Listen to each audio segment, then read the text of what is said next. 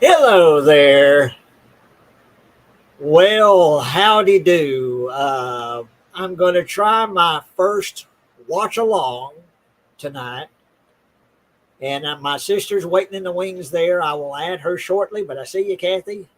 Uh, but yeah, we're going to watch my all time favorite movie, Jaws. This is the movie I've seen the most time in my life, the most times in my life. And I hold it in very high regard. It is my favorite movie. There are better movies, there are better directed movies, better acted movies, better whatever movies, but there is no movie that I enjoy more than Jaws. And I'm going to be watching the Blu-ray. I don't have a 4K player. Someday I hope to get a 4K player. So I have the Blu-ray of Jaws. And I'm going to wait a little bit and see if anyone else is going to join this, but let me add sis here just a moment. Okay, hang on. Well, there she is. Hi, Hey, hang on. There we go. I'm digging the Jaws background you had a while ago. Yeah, and I've got on my boxers, my Jaws boxers. Yeah, there you go. And these were gifted by Super Batman Nerd, who gifted me these boxers. So, yeah, I'm wearing my Jaws boxers. And he also sent me, and these go in an aquarium, but here's a Jaws. Isn't that cool? And then here's the orca with Yeah. Jaws rearing up on the back, and he's about to eat Quint. You don't see Quint here, but anyway. And these go in an aquarium. But I have them on a shelf, and they're just so cool. But yeah, Well, they make fantastic collectibles. Yeah. So yeah, Super Batman Nerd sent me these because he knows that Jaws is my movie. So yeah, he also sent me a Jaws T-shirt, but it's a little warm for the T-shirt today. So that's why I'm going to be half naked. You're going to see me. While I'm about to lean back here, I'm going to be in my boxer briefs, and because it's like 85 degrees in this house, even with the air conditioner on, it's Texas heat. But at least it's not pouring down rain. Oh my God. What we have endured the past 2 weeks is the most rain. Bad. Yeah, the most rain I have ever seen in this area. Probably is the most rain we have ever experienced in such a short time. Literally, Lake Mahia probably has had close to 15 inches of rain in 2 weeks' time. And that is not an exaggeration, which is as much rain as you would get in a year, pretty much, are supposed to get. Yeah, just crazy. And I've had 2 trees fall on my property. None's hit the house yet, knock on wood. But yeah, 2 trees have fallen from the roots down because the ground just being so saturated. Absolutely insane. So, Kathy, did you find you a copy of Jaws? No. No. Well, you don't have to. Well, you don't have to watch the movie to play. No, I have fun. I have a trivia question for you and everything. Okay. And I'm going to wait a little bit and see if anyone else is going to join us. I'd sent it to Jake. I had sent it to Batman. So we'll see if either one of those guys join us. So we'll wait a little bit. Okay. And for the people watching at home, if this is your first time experiencing a watch along, well, here's what we do. I'm going to cue the movie up, Jaws, and I'm going to tell you where it's queued up at the beginning of the movie, the opening credits or whatever. I'll tell you where it's queued up, and that's what you guys do at home. You cue your movie up where I say I'm queuing mine up, and then I'll do a 3, 2, 1, press play, and we'll start the movie. And we'll watch it together, and we'll have so much fun. Yep. And we'll talk about it and enjoy it.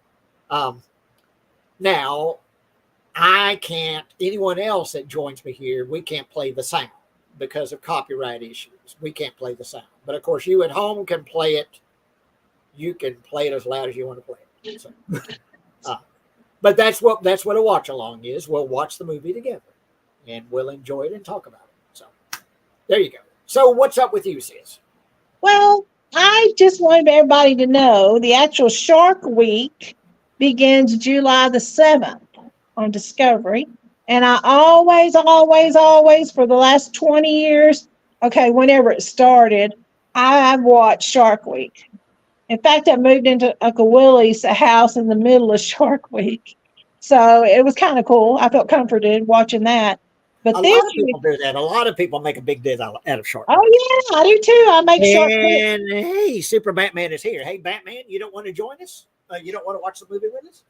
And, But yeah, Batman's in the hey, Batman, come on. It's Jaws. Yeah. I asked Jake if he had a copy. He said he did have a copy of the movie. So we'll Hey, see. Super Batman. Yeah. So Nerd. I just like to call you Batman, dude. I just call him Batman. Yeah. I was going to tell you, I'm not done. I was going to tell you this year, Bubba, the Shark Week is hosted by John Cena, former WWE champion. Huh. Yeah. This year. Last year. Is John Cena going in the water with the sharks? I do not know. I just know he is hosting it. Last year it was Jason Moana. Well, yeah, a lot of people, and that's something I really haven't been doing, but a lot of people make a big deal out of Shark Week. And that's I do. I have the snacks. I have my shark cookies I made. I have a good and what channel is this? Discovery Channel. I don't know, different TV. I don't know. I don't have cable, so I'll just be sure I can. Okay, well, Batman may be busy with Mickey D's. So he says, sorry, Jay, I can listen to you guys until 9. So, Oh, well, hey, listen to us. Hey, that's good enough. I got to turn my air conditioner on. and let's see. About to leave for work in the next hour. Aw. Well, hey, you popped in to say hey. Pays the bills. That means a lot, dude, that you said hey. I think. Well, yeah. And he's going to watch it or listen to us, so that's good. Yeah. And then we watch it later if he wants to. I'll tell you what, I just got through watching, and I was surprised how well made it was. And so it's like the third season of it, and I haven't watched any of it, the Chucky series. And I watched the first episode of the third season, and I was like, "Oh, but damn, this is actually very well made. This is good." Okay, I had to step away. My house is 86 in here. What? The Chucky series. Yeah. There's a series with Chucky, and it's actually in the third season, and I've never seen a single episode of it until this evening. I said, "Well, it's on the Sci-Fi Network." And, with my DirecTV and my DVR, I can go to past seasons and record episodes, You kind of like Chucky? And I like Chucky, yeah. But anyway, I've never seen the series. And I watched the first episode of the third season, and I thought, damn, this is well made. And really gory, some fun gore in it. Chucky kills people in very fun ways. And of course, it's Brad Dourif, who always played Chucky, does the voice of Chucky. Yeah. But it's actually well, but I was surprised how well made it was. It's really well done. I thought so. So I'm recording the second episode. So Chucky says, "You want to play?" Yeah. But yeah. But I had never seen any of the episodes of Chucky, but now I want to see them. Got one Q&A question for you. Okay. Jaws won 3 Academy Awards. Which nomination did they lose? It was nominated for Best Picture. It lost that. And Steven Spielberg was not nominated, which was a pretty big deal at the time because the movie, I believe, was nominated for Best Picture. Yeah. But Steven Spielberg wasn't nominated for director. No. It was shitty. Best original dramatic score, John Williams. John Williams. It won for John Williams. Okay, all right. And it won Best Sound. And it won Best Film Editors. Huh. Yeah. Best Picture. Crap, my house is as hot as yours. Best Picture, I turned the air conditioner on, it'll cool down real quick, was Godfather 2 that year. And then with the Academy, that was Academy Awards and the Oscar. One Flew Over the Cuckoo's Nest. Yeah, Anyway, I thought that was interesting. I thought I'd be darned. I didn't know that. that is interesting. Well, still waiting. I'm going to wait a few more minutes to see if Jake may join us, but it may just be me and you, Kathy, and I'll watch the movie and you can visit. And I'll tell you how good it is. Yeah. I've only seen it about 80 times. So. And I'll wait, and of course I'll tell you guys where I'm going to cue it up, and I'll tell you where it's queued up, and I'll do a 3, 2, 1 press play. And let's see who we got here. We got Melissa. Hey, Melissa. Hi, Melissa. Yeah, this is the first time she's joined us. Say hey to Tim. Yeah. I visited with Melissa today, and oh my God, the dog, little Ann, is the cutest damn dog that ever walked the face of the earth. Oh my God, it's so cute. And it's the softest thing. It's like Charmin, this dog. Soft little dog. And it just gets in your lap and just wallows in your lap and wants you to pet it. You know, that's all it wants is to be petted, you know. Peta. Yeah, it's the sweetest little dog, little Ann. Yeah. But she's got another dog that showed up, pretty good sized dog. I saw that. And now she's worried about that because she got 2 small dogs. She's got, what is it, Junebug and then little Ann now. But this dog just showed up out of nowhere. It's a stray, so she's trying to see if maybe someone will take it. I forgot the name of. Is it Laura's house? That people could take strays to. Well, I think she tried to call Laura's house, but didn't get an answer. Yeah, she tried, and I posted it, and I told her a couple of different Facebook sites that she could post to. Yeah, because that's where we went and got those kennels to take your cats to get them fixed and whatnot. And they seem like if they don't have room, they'll make room. You know what I mean? Yeah, and she says, Tim says, hey to Tim, hey Tim. Hey Tim. But okay, well, it looks like it's just going to be us. Well, here's one memory I wanted you to share, and I think Tim would get a kick out of it. Maybe Melissa too. But when you were either 6 or 7, and I was helping Dad with the concession stand, working my, just Dawn and I would just be running and selling drinks and snacks, and the place was just flooded, and people would always litter out in front of the concession down there at the lake, and you're like, Daddy, I want to make money, Kathy, because you saw me cashing my check. He would write me a check. I was contract labor. And then at night, after he did the till, we'd sit at the kitchen table, and he'd say, okay, sign your check and I'll cash it, right? Of course, I was like 14, 15. So might have been a little older, but I wasn't a lot older. So couldn't have been more than 5, maybe 6. And so Daddy said, okay, I'll tell you what, you and Morgan McBride, come on down here, come over here. And y'all gonna be the trash pickers for today. Oh yeah, I remember that. I had a bread bag from an empty bread bag. And a stick. But Morgan had the stick with the nail at the end. Oh, okay. So Morgan had the stick. I just had a bread bag. Yeah. And all I was interested in was the money. I didn't want of course. I didn't really want to do any work. But Dad said, no, I'll hire you young men. But anyway, there's a picture of us standing, and it's Morgan with the stick and me with the bread bag. And you look so proud, your first little job. And I don't know if you made it an hour. I think Dad gave me like a couple of bucks, I didn't even earn that. But I thought that was the cutest thing. Y'all, okay, guys. All right. Well, it looks like it's just going to be us, Kathy. So let me go Let me get this queued up. So, all right. And you folks at home that are watching, I'm getting rid of piracy is not a victimless crime and all that crap. Yeah, don't burn it. Opinions expressed in interviews are those of the individual speaking and do not represent Universal Studios. And this motion picture has been rated PG. All right, hang on. What was the name of what is Spielberg called The shark. Bruce. Thank you. All right. Now I've got the world going by, and I've got Universal Studios. That's a cool place. What I'm going to do is freeze it.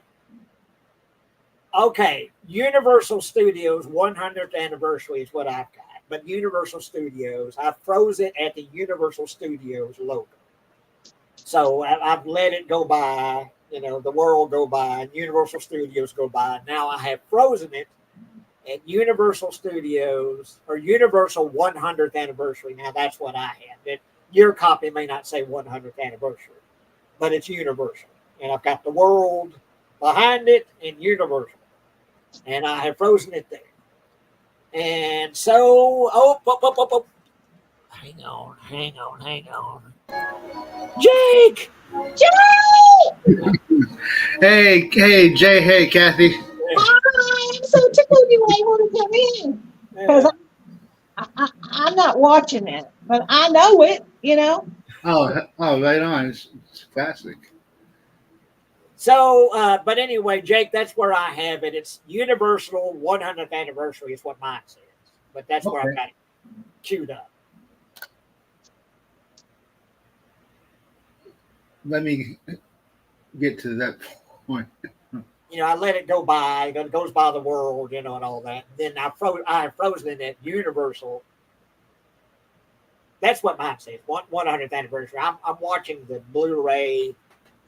Oh, it came out. Oh gosh, it's probably close to 10 years ago now. But anyway, I'm watching the Blu-ray. Oh yeah, good Blu-ray. Yeah. Universal and MCA. But anyway, you get it, you're queued up at Universal. Okay.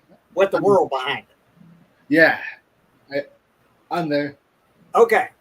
All right. And anyone watching, that's where we're at. Universal with the world behind it. And I'm going to do a countdown here. Okay. 3, 2, 1. Press play. All right. And you got it started there, Jake? Oh, shit. Yeah. Now, I saw this movie. I'm old. I'm 58 years old. I saw this movie when it came out in 1975. And yeah. See, hang on. I'm trying to think what's the best. I guess Kathy lost us.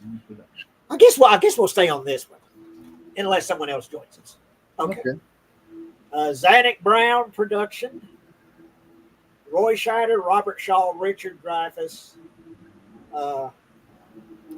Yeah, and that theme, that John Williams theme.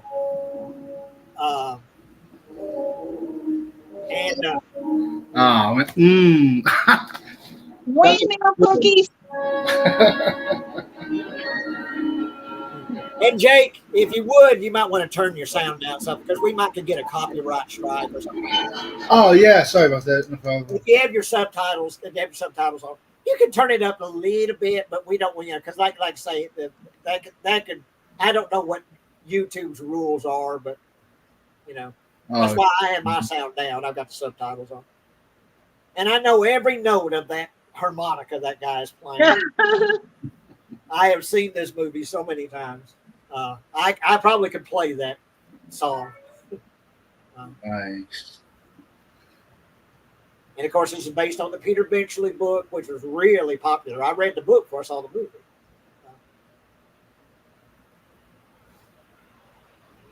And of course, directed by Steven Spielberg. Oh yeah.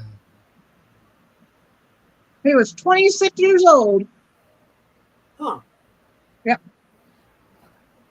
He had done a bunch of TV stuff, and of course he did that episode of Night Gallery. That kind of, helped get him started, but he had done a bunch of television stuff like Columbo and things like that.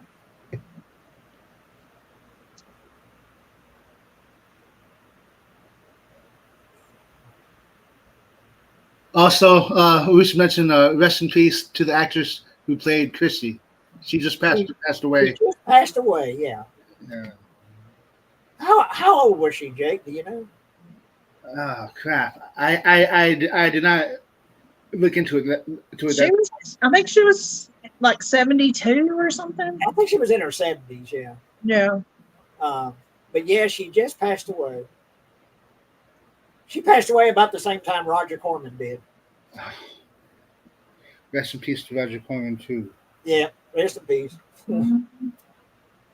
We're gonna probably do a show here pretty soon, and it's Kathy's suggestion that we do like a B movie discussion, Ooh. Yeah. and we'll talk about Roger Corman and B movie directors, B movies, that kind of stuff. That'd be a good subject, I think, to cover. Bring on Godzilla. Godzilla. Godzilla. Yeah, there. Godzilla. I want to see that. I want to see that new Godzilla Kong movie, and I really want to see Godzilla -1. They say that's great. Was it came out last year or earlier this year? -1, Godzilla -1. I think earlier this year. Was it this year? I think so, but don't quote me on that.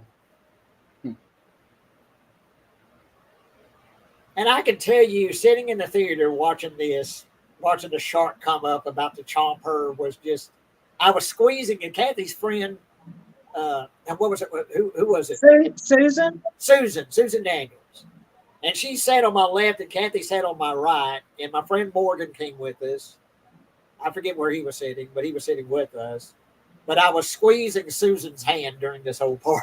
Well, you was 9 years old. I was not. I And think they said it's only PG because I was 18. That's the year I graduated. Anyway, I just turned 18. but Anyway, Batman says she was 77. yeah, I knew she was up there. Bless her heart. But yeah, just Points. oh gosh, this That's that shark music gets me every time, y'all. No. Where would you say is the first time you saw this, Jake? Probably in 2002 or so. Oh gosh, Yeah, you're a latecomer. I know, but it's a classic though, man. It just Jaws. But But like I you said, got there. That's what mattered, dude. it's my Yeah. favorite movie. But yeah, and it was the first movie I can remember having to stand in a long line to see. It was Mahia Theater, and I think it was the capacity. I think they filled the theater up, but had to stand in a pretty long line for Mahia Theater, Yeah, for a little town. Yeah. for a little town. And you could just feel everybody just really getting into the movie. It was like a shared experience watching this movie. Not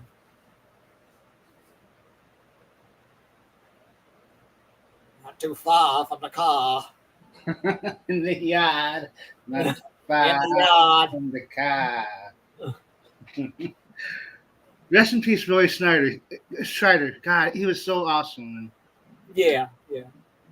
This is one of the most perfectly cast movies there ever was. Yeah. I got bit by a vampire. They got bit by a vampire. You notice Roy Scheider's got two phones. One is the sheriff phone, I guess, and one is their Yeah. regular home phone. Yeah. One's for duty and one's for, his family.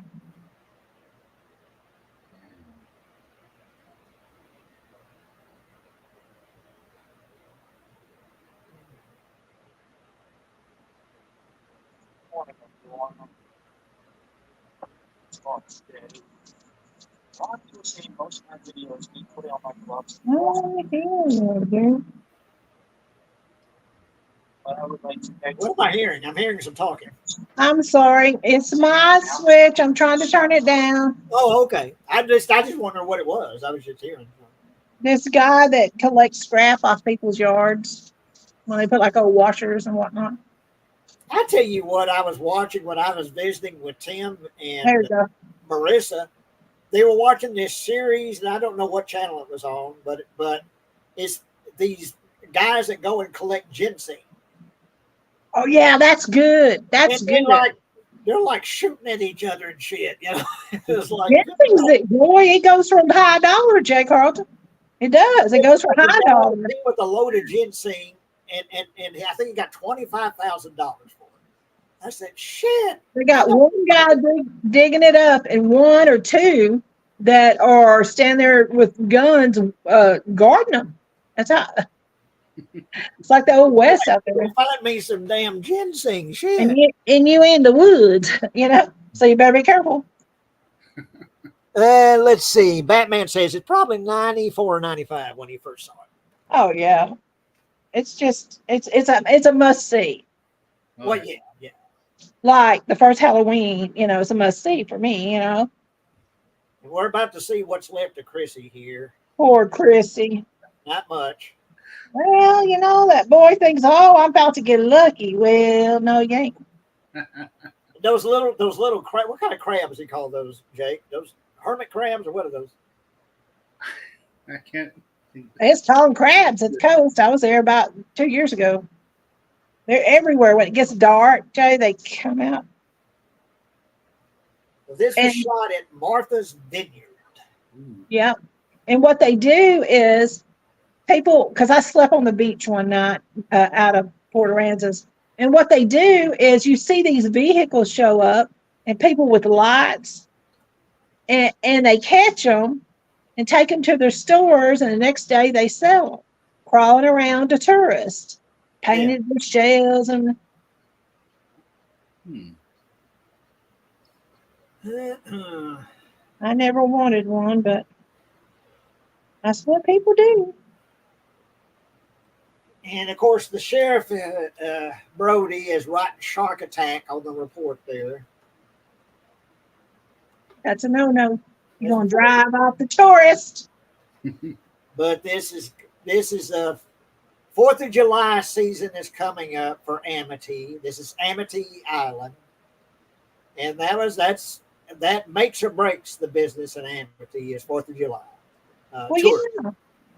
That's the way it was down at the lake. You have so many months a year that's when you make your money for the year. And Amity is a summer town. Yeah, there you go.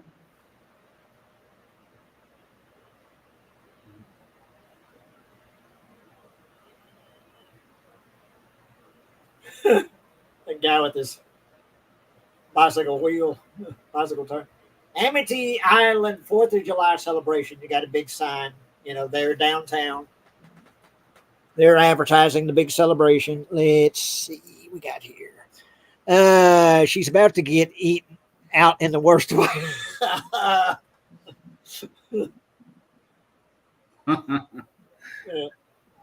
So Chrissy had crabs.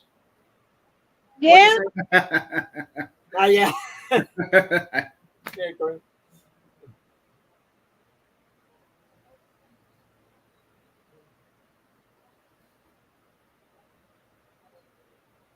But anyway, Brody is telling his assistant there to let Polly do the signs and paint some signs, beach closed. And the mayor's not going to like that. No, the mayor's about to lose it, isn't he? And all the businessmen in town.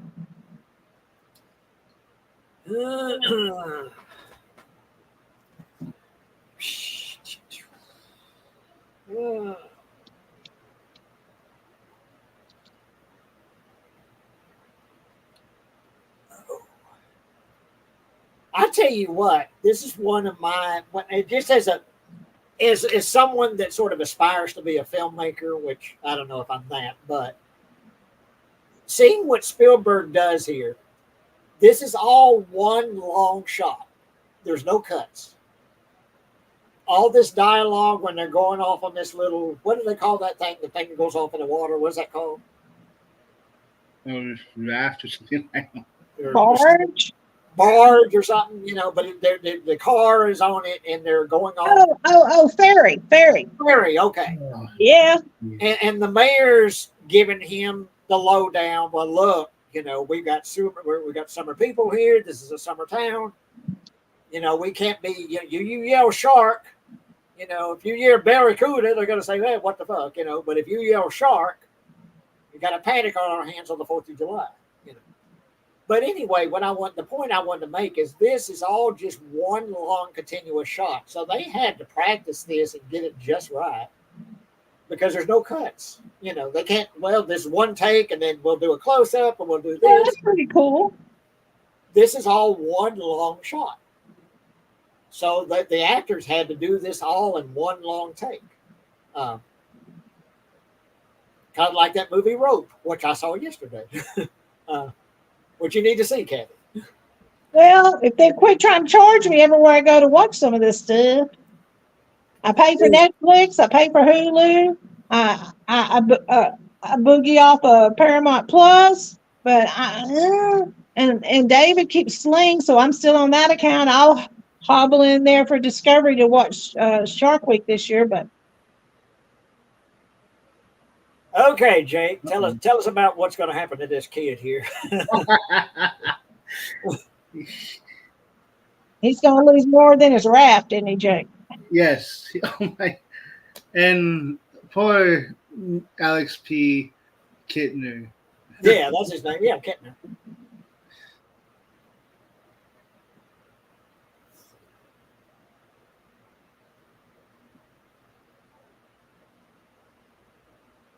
Oh, the dog, Pippet. Poor Pippet. No, What's not that that. dog's name? Trippet or Pippet. Yeah, Tippet? Pippet. Or something, yeah. Is it Tippet? P with a P. Pippet. Yeah, Pippet. Oh, Pippet. Okay, Pippet. Yeah. Yeah. So there's the dog retrieving a stick in the water, but Bye-bye. Pippet's not going to be around much longer. No. And now here's the Kittner kid going out on the raft. And that's something that Spielberg would really go there back in the day. I mean, seeing all that blood splashing up. And this is a PG movie, which is pretty intense for a PG movie. Here's the kid. That's a bad hat, Harry.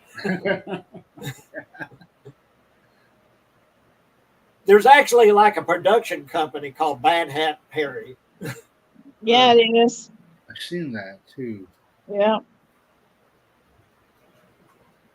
It's Bad Hat Harry.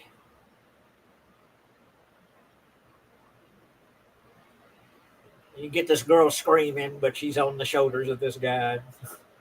Yeah, they're just playing in the water. Well, of course, he's tense because there's already been one shark attack, and he can't close the beach. They won't allow that, so he's on the edge with good reason. Going to give his son Michael a boat for his birthday. That ain't.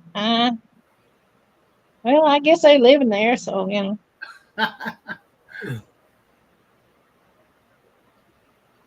There's Harry. We know all about you, Chief. You don't go in the water at all, do you? That's Some some bad hat, Harry.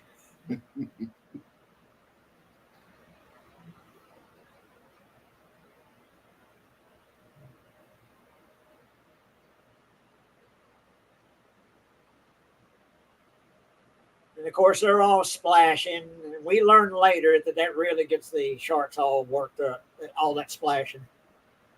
Well, yeah, because that's how they detect seals, during hunting season. It's the splashing. Oh, Pippet. There's Pippet's gone. Poor people. Oh, that music, that John Williams music, going under the legs, in the water, and then coming up under that raft. Iconic and creepy. Exactly, iconic.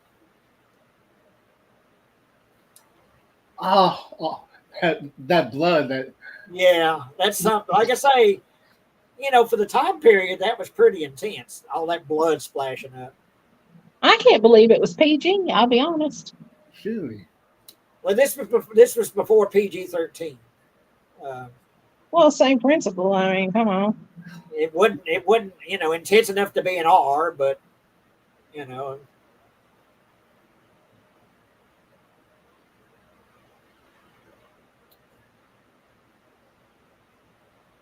Like her niece in 2019 when we took the 2 grandkids and her husband and we all went to the coast for the weekend. April said, "Okay, I'll go out there, but I like swimming pools. I don't like where you can't see."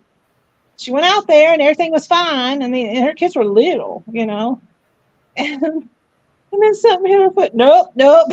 And she kept running out there. I'm done. I'm done. April, something about you? No, and I'm not gonna stay till it does. Her husband sat out there with the little ones for a little while, but that was so funny. She's like, "Nope, I'm done." Yeah. You saw that chewed up raft with the blood in the water. He tried to tell them, "You got to close the beaches." No, you can't do that.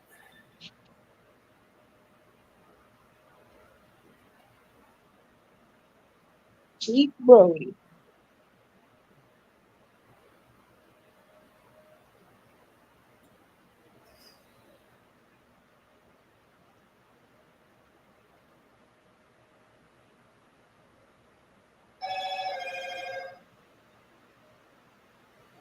Well, they're all gathering for a meeting here, and pretty soon we're going to meet Quint. Robert Shaw. One of the best characters in a movie, period, to me. Oh yeah, yeah. He lived a long life, hasn't he?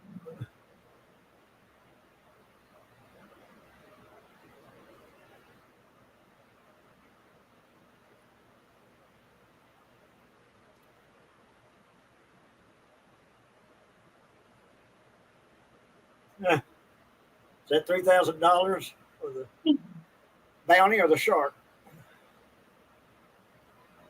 He'll get that shark for you.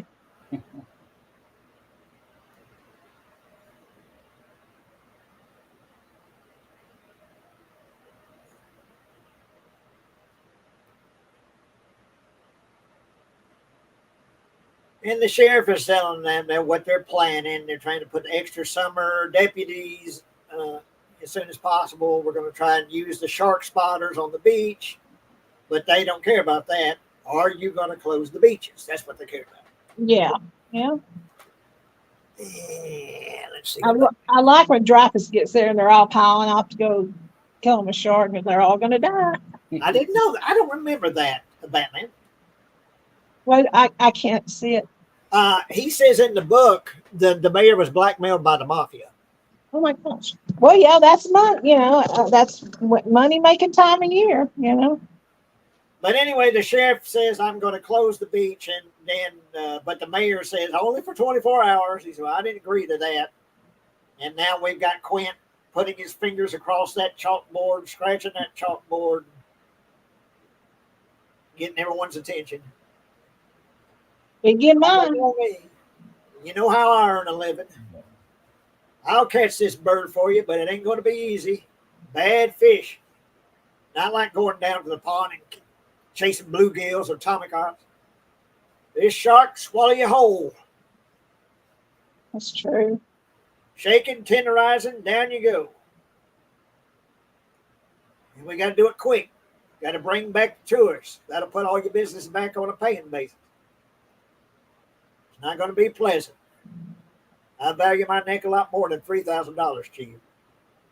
I'll find him for $3,000, but I'll catch him and kill him for $10,000. There you go.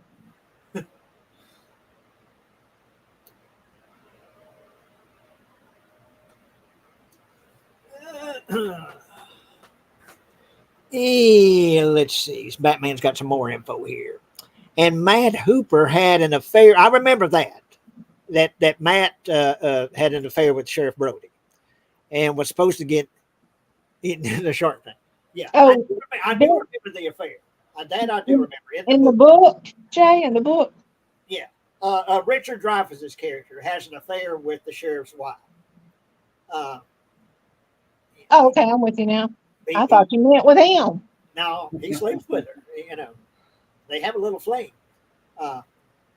And I think originally Peter Benchley, who wrote the screenplay, originally he put that in the movie, but I think it's Spielberg that wanted that part taken out. The affair.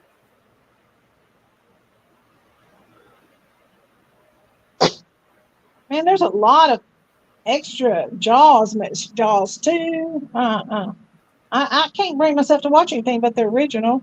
What y'all watching? Jaws 2 is only just okay. I think it's pretty stupid. Well, the shark comes back to the same place, and the sheriff has to deal with it again. Has to deal with the mayor again, who's being an asshole again. It's just to try to remake the original, and you just can't do that. Jaws: The Revenge is fun because it's so fucking batshit crazy. Oh, Yeah. well, you might as well watch that. What is that? Sharkatopia or whatever that man says. The Sharknado. Yeah, I can't do that either. Yeah. I like that. I like a couple of those Sharknado movies. They're so dumb, Well, that's what's so funny about some B-rated movies. but they're fun. They're fun on a stupid level. I slid into some of them B-rated ones. And Batman says Jaws 2 is a good follow up, but skip Jaws 3 and The Revenge. Nope. I have to There you go. disagree with you, Batman. I don't really like Jaws 2, but I like The Revenge because it's so just batshit insane. Well, that's cool. The shark travels thousands of miles to hunt down the sheriff's wife. The shark is literally on a quest for revenge because one of the shark's relatives was killed, and so the shark is pissed off, and the shark is specifically after So, Brody's wife. So, Ellen. Oh yes, and Michael Caine. and Michael Caine, yeah, exactly. Michael Caine, mate. Yeah, Michael Caine. Yeah, he makes that movie for me, Michael Caine. Hey man, and so does Mario Van Peebles. Mario Van Peebles and that accent. Oh my God. Oh, I'm Raymond.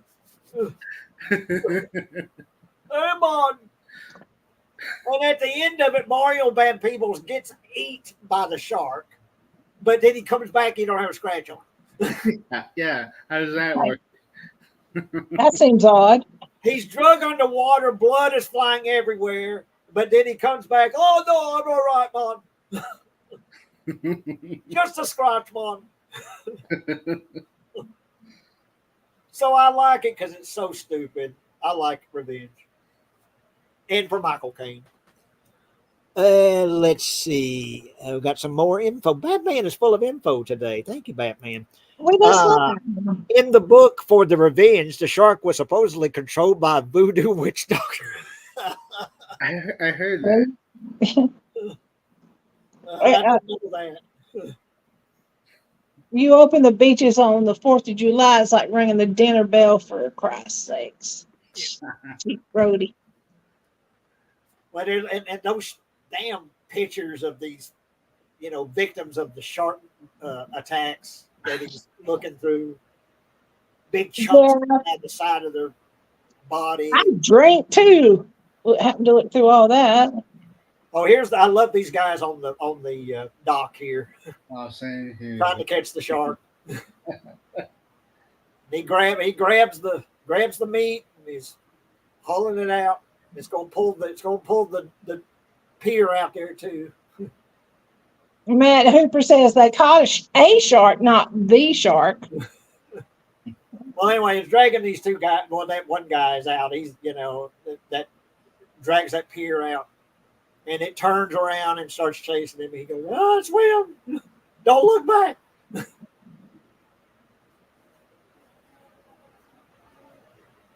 Yeah, it's turning around. Swim, Charlie. Swim. Take my word for it. Don't look back.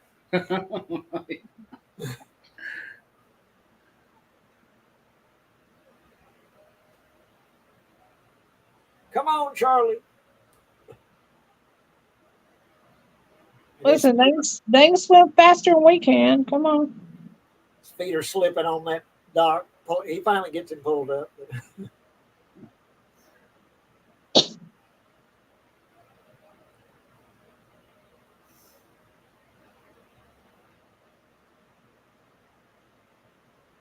Can we go home now?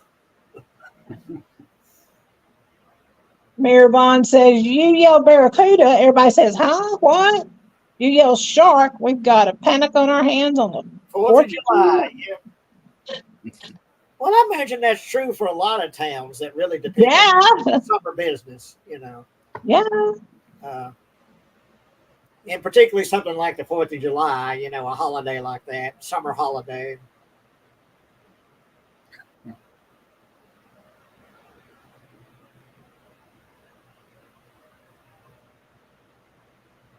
Here's old Richard Dreyfuss. I just love Richard Dreyfuss. Like I say, this movie is just perfectly cast. I mean, it's just, I couldn't imagine anyone else playing these parts but these. Well, they didn't want him to begin with. There were several others that they wanted instead of Richard Dreyfuss. But finally, somebody in the casting says, why don't we at least, Well, now the story that I remember, there's a documentary on here that was that the shark is still working or something like that. It's real good. There's a documentary about Jaws on this Blu-ray. yeah. Richard Dreyfuss, as I remember, he said at first he talked to Spielberg about it. He says, that's a movie I want to see, but I don't want to be in. Yeah. And then, but it was a movie he had made that had bombed at the box office. And then he called Spielberg and said, okay, I'm reconsidering this. Let me read for it, because his movie wasn't making any money. And so, but at first he had turned it down. He said, no, I want to see this movie, but I don't want to make this movie.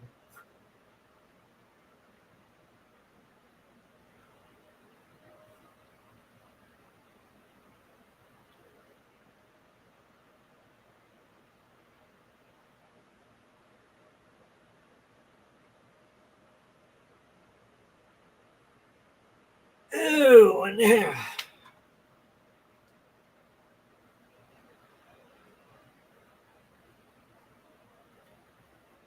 Matt Hooper from the Oceanographic Society. There you go. Meeting Brody here.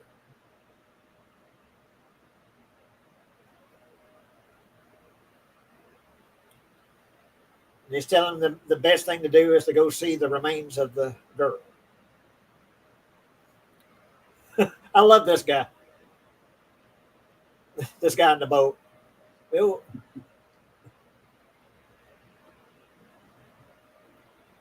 got these guys out there. Some of them are throwing like dynamite in the water. They're putting chum out there in the water. And that's when Dreyfuss says they're all going to die. All of them. They're overloading the boats. They're over. Yeah. There's too many people in the boats.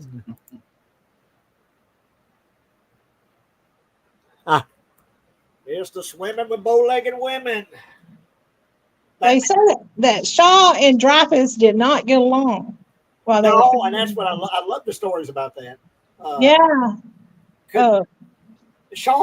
Robert Shaw was a real he considered himself a real serious actor, Yeah.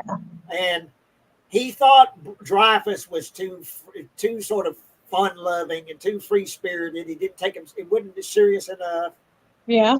And he was like, "Come on now, quit acting the fool, and get serious. This is your job. And so he took the job a lot more seriously, I guess, than Dreyfuss did. Even though he took it seriously, Spielberg initially wanted John Voight, Timothy Bottoms, Jan Michael Vincent, Joel Grey, and Jeff Bridges to be considered for that part of Hooper.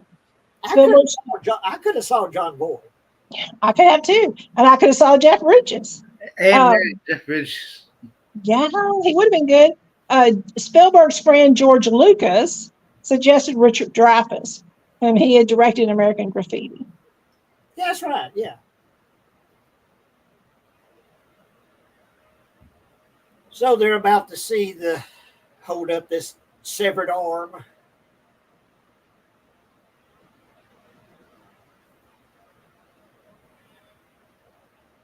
He tells them, well, this is not a boat accident. And it wasn't any propeller. It wasn't any coral reef. Nope. It wasn't Jack the Ripper. There you go. It was a shark. And I like they got this shark here. Are they about to cut it open? No, they just found it. They're just now, Oh, okay. hanging up the shark they found. And of course, they thought, well, we found it. We found the shark. Yes, yeah. I think it's isn't it a tiger shark, Jay? Yeah, Jay. And what he says is, when he asks what kind of shark it is, it's tiger shark. And that guy says, what? And so what?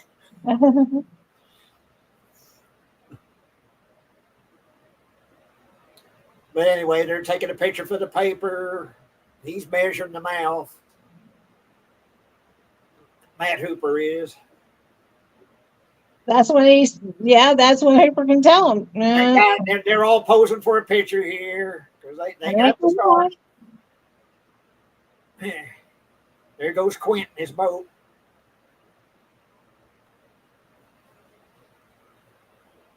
But the problem's solved. They've got the shark. Oh,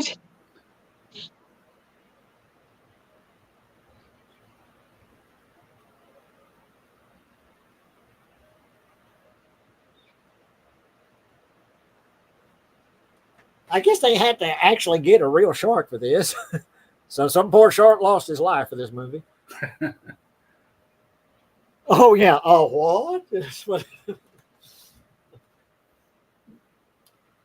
So what's this bite radius crap? He's talking about the bite radius of the shark. yeah. Well, you got to match it up to the victims. Bites on the wounds on the girl. Yeah.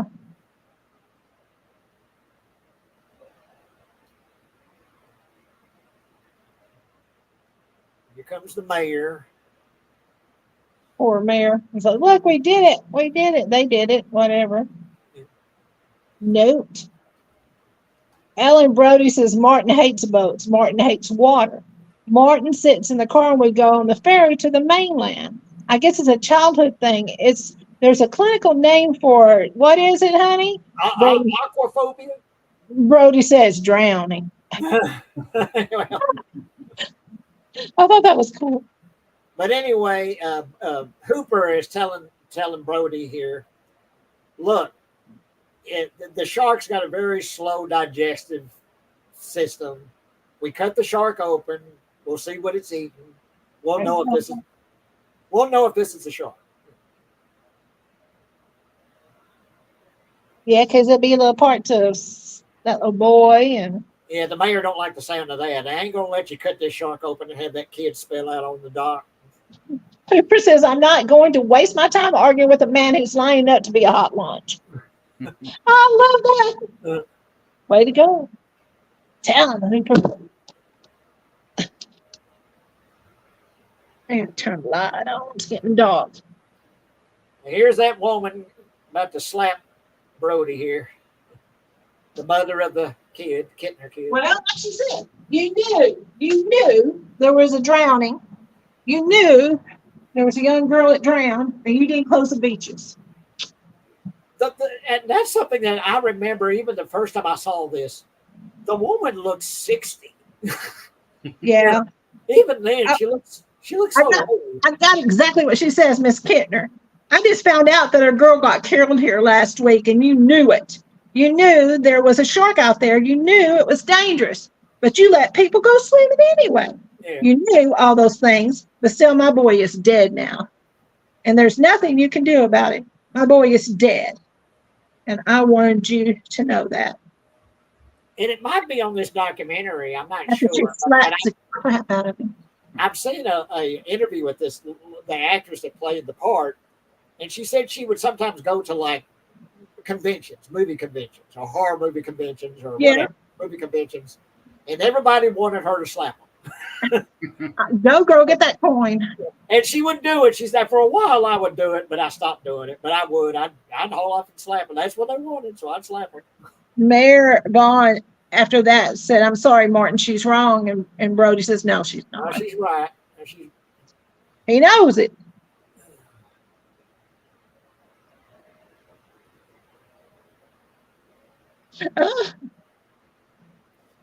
Hey.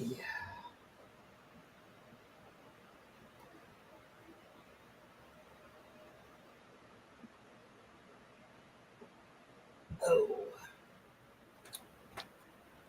Jake, what have you got going on your side? Yeah, you and your interviews are fantastic, man. Thank you. Well, I'm going to be interviewing Stuart Pankin on Thursday. And who's that again? What? I said, who is that again that you're going to interview? Oh, his name is Damn.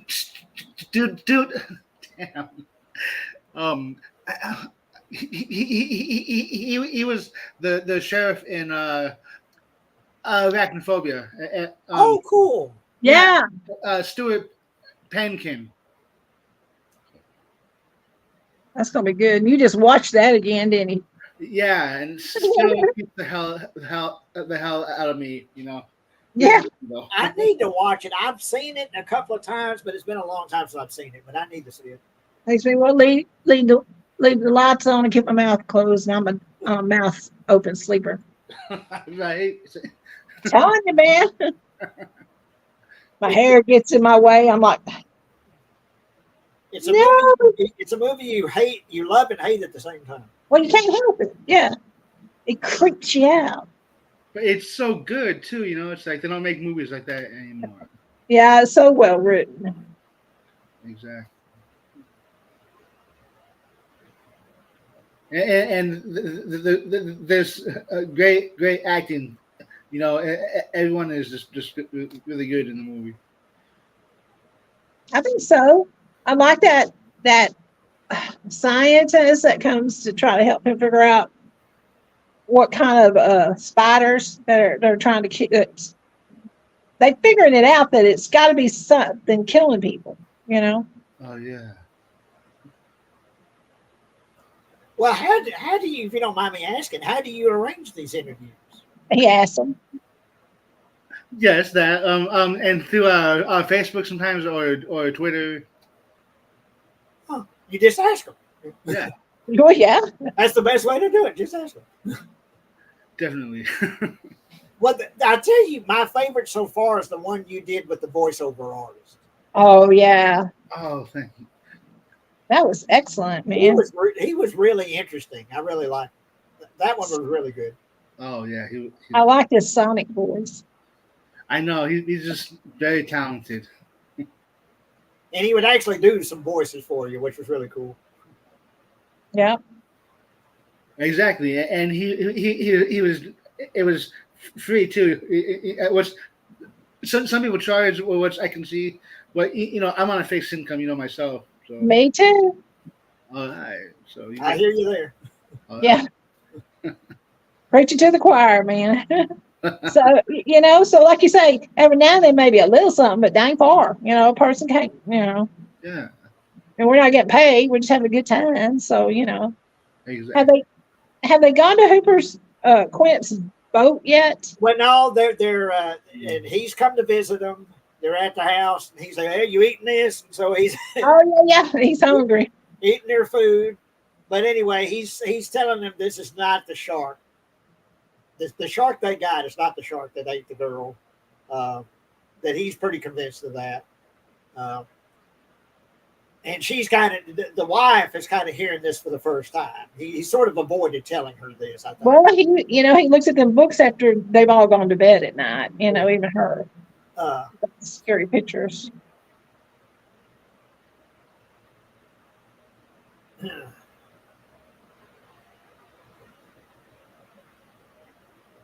I like when Quint tells them, "You must stay alive, then ante up."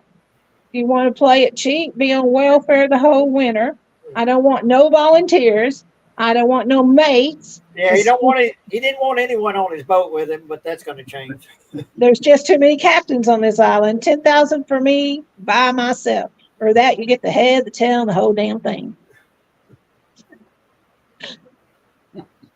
He's talking about how sharks attack, swimmers. Like they can do it like in 3 feet of water. They sure can. My daughter is in Fort Lauderdale. I said, well, I know she's going to get to hang glide. And I said, what else are you and Joe going to do? And she goes, well, I'm not going to be swimming in the ocean. Oh, is she in Florida now? Yeah, she got to fly out this morning real early. So I'm proud. Oh, cool. She's visiting her brother, Jake, for 3 days. Just my daughter. Her husband's home with 2 kids, and I go over in the morning and chill with them today. Because what is Daddy going to do? Play D&D all day. Oh, man. He said, you want to come over Sunday? I'll pay for your Uber there and back. Do you want to come? And I said, well, yeah, I'll come chill with the kids. And then he goes, and I'll buy lunch. I'll even go get you Starbucks at Walmart in the morning if you want. And I thought, why is he being so nice? And he goes, oh, I'm going to be playing D&D if that's okay. But he goes in his room and shuts the door. He plays with several people online. I said, Darren, that's absolutely fine. I'll be there all day. Okay, well, we got a famous scene here. He's cut the shark open. Oh, I can smell it from here. He pulls out. There's a fish head. There's another fish. Of course, he's coughing and gagging from the smell of it. Yeah. There's a tin can. The license plate. Is that a Louisiana license plate? Well, he said that he come up the Gulf Stream, Oh, yeah. and it's a Louisiana license plate. There you go. I thought so. Well, he knew he would come up the Gulf Stream. And that's it. That's all that's in the shark. That's it. I got to close the beach and call the mayor. That's gross. You got a bigger problem than that, Martin. You still got a hell of a fish out there. Yep. Mouth about this big.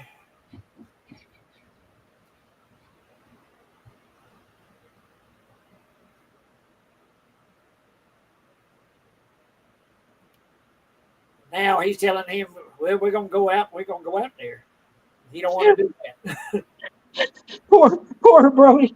Brody's scared of the water. He said, well, Yeah. I'm not drunk enough for that. He said, yeah, you are. I can't do that. Yeah, you can. You're just going to have to. Yeah, let's see what Batman says here. Well, it's time you guys have fun watching along. Well, thank you, Batman, for showing up. Thanks, Batman. I know. I'm glad I got to see you. Talk to you soon, Batman.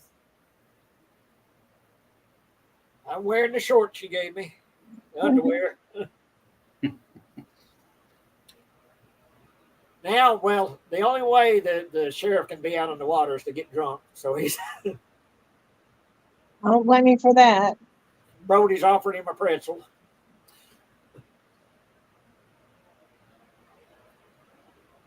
Find out he's rich, Brody. Bought all that stuff himself, all the sonar and everything.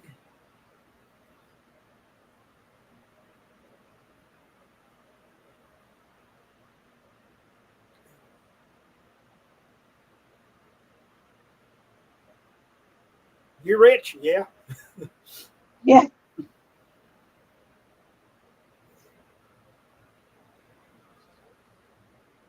I love the scene coming up with Ben Gardner.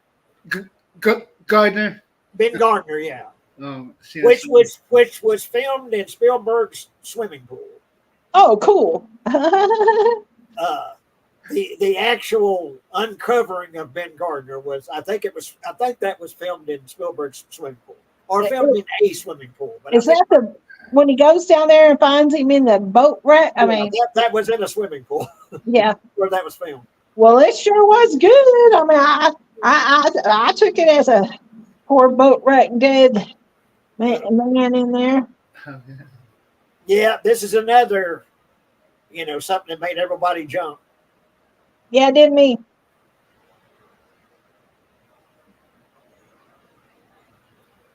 Ben Gardner. Yeah, it was funny because Susan said, we got your popcorn, you drink, and one of us, she'd already been on a date and seen it. I hadn't seen it yet. And she goes, Kathy, if he gets scared and wants to leave, I'll go back out and stand outside or sit outside somewhere in front of a theater with him. I said, No, oh, Susan, you don't got to do that. She said, no, you've got to see this movie. no, I just thought it was the greatest thing I'd ever seen. I was scared, but I certainly didn't want to And leave. your eyes was this big the whole time. Yeah, it was just at the time, it was the greatest movie I'd ever seen. I thought, And Susan would say, you okay, Jane? You go, oh, I was scared several times. It did he's scare me. such a cute little boy. 9 years old, yeah. Yep. Morgan McBride. Yeah, Morgan, he went to sleep. He curled up next to Susan. She ended up putting her arm around him. And I he didn't went, forget you could sleep through Jaws. well, he was a little fella. He was a couple years younger than you. He No, was I want to say Morgan might have been a little older than me. no, he was just a little guy. Was he? Yeah. I've got him as a friend on Facebook, and occasionally I'll see him make a post. Yeah, I think he was about 7. Yeah. But I thought he was older than me. I really did. No, no.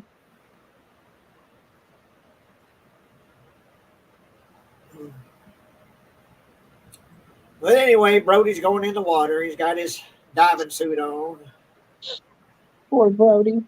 What I want to know is, how did Brody meet his end? Was he like in his boat and the shark like rammed the boat and knocked him in the water, or how did? Chief Brody? No, Ben Gardner. Ben Gardner. Sorry. Oh, yeah, really. It doesn't give any backstory, does it? It's Yeah, just, no. And I was wondering, well, now what happened? How did he get in that hole in the boat? well, I imagine the shark attacked the boat. I guess so, and I guess knocked him in the water. Yeah, and then might have took a nibble or two. Yeah, okay, yeah. And then he finds the shark tooth, and there's Gardner's head with the missing eye. And then Hooper says that was no boat accident. Yeah. Yeah.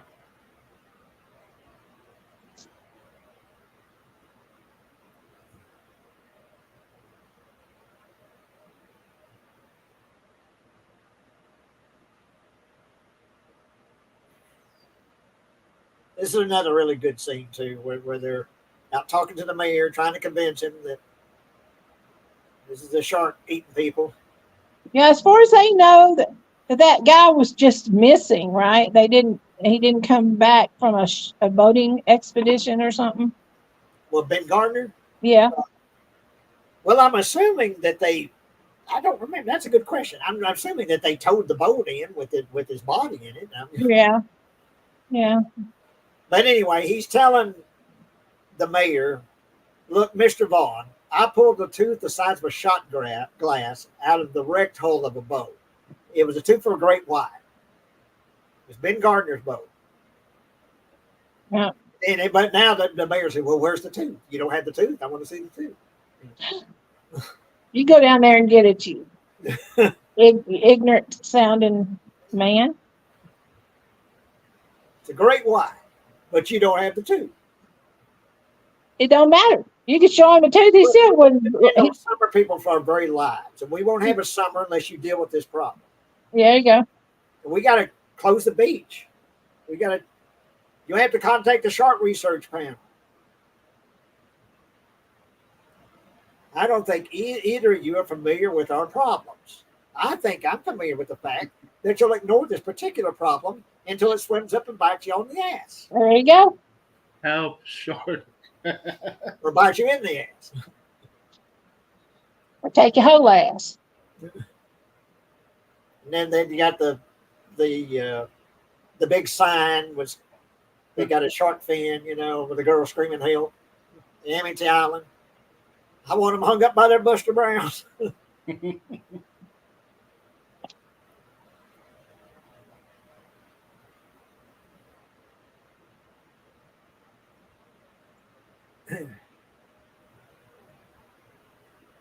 What we're dealing with here is a perfect engine. It's an eating machine.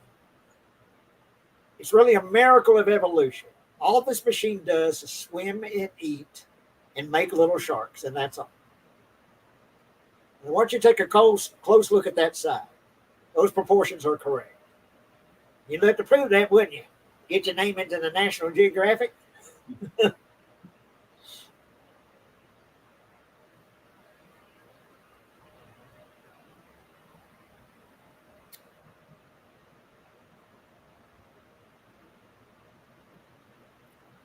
So anyway, long story short, he ain't going to do it. He ain't going to close the beach.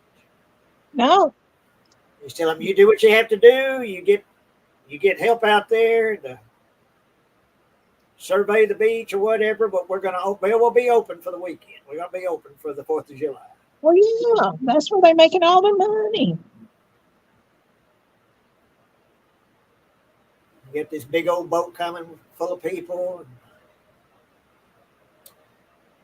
I got a movie going in the background, and there ends up being a shark in it, which is kind of cool. But it's Leonardo DiCaprio's The Beach. Have y'all seen it? I've seen that, but it's been a long time since I've seen it. I like it. It's Great movie. it is good, isn't it? Oh, yeah. But it's fucked up too, you know. Well, But very good though. and that now he's out there, he's spearfishing, and this shark is after him, and he's swimming, and they're screaming from shore, "Come on, swim!" I need to see that. I don't remember hardly anything about it. It's really good. I think it's messed up though that head lady, old lady, takes him on the excursion to go get the stuff from the island. I think it's Thailand they go to, and she makes him go. Well, Jake has me intrigued because he says it's fucked up. So I want. It really is in a lot let's of ways. Well, that guy got bit, and then they had to take him off and let him die by himself. I mean, it's some jacked up stuff in here, Jay. I need to see it. I think I have seen it. I just don't remember anything about it. Lots and lots of pot smoking in it. Yeah. And it's a Bodio doing, but they don't really show a whole lot of that part. Now we're about to see Peter Benchley here, real quick. He's the reporter.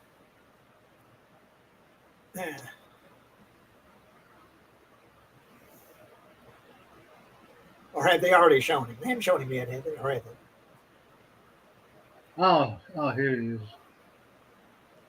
Anyway, Brody's out there. He is. That's Peter Benchley. He's doing a report about the beach and the shark attacks. But anyway, that's the guy that wrote the book. Peter Benchley. He wrote the screenplay to the movie.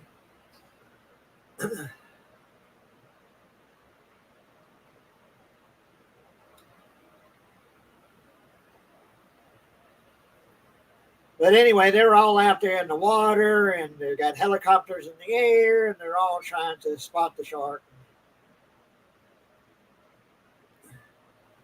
But right now, there ain't no one going in the water. And the mayor is talking to a guy here, Larry. So Come on, Larry, going out there. Why don't you water? Well, I just put on some suntan lotion. I'm trying to absorb some sun. And nobody's going in. So, you know, they need him to set an example and go out in the water. So, very reluctantly, him and his wife are going out in the water with the kids. And then other people are going to see them, and then they're going to start going in the water. Got helicopters flying by, and they're all out in boats and everything. And the look on that woman's face.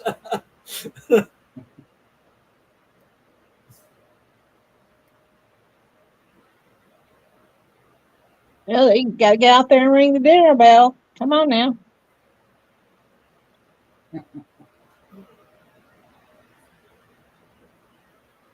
There's Brody's kids about to take a little boat out, but he don't want them to take it out into the ocean. He said, Yeah, and the mama says, "Oh, come on, let him. He's over there in that little slough area." put it in the, what is it, the pond or, The beach or the pond or something like that.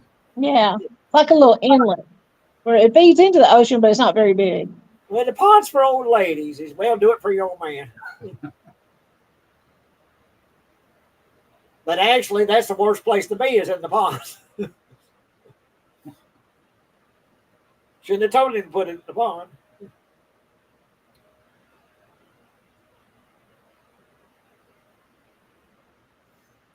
That poor guy that tries to see if they need help with the boat, he don't come out too good. Ooh, no. They're out there and they're splashing and they're kicking and splashing, throwing the water up. Both he even got the little one on the boat too, don't they? They have them both. The little kid's on the shore. Oh, okay. So it's Michael. He wanted to go out with him, but they didn't. They wouldn't. They said no. That's good. Anyway, there's about to be a shark fin, and they think they've surely spotted a shark here pretty soon. We get these shots under the water and the legs kicking in the water and everything is supposed to attract the shark.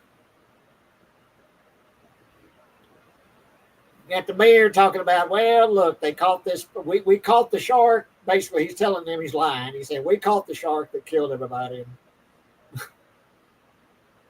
Everything's good now. Amity means, what does it mean? Friendship? Yeah. Amity, as you know, means friendship. But this lady is hollering, my God, shark. Now they're freaking out because we see a shark fin in the water.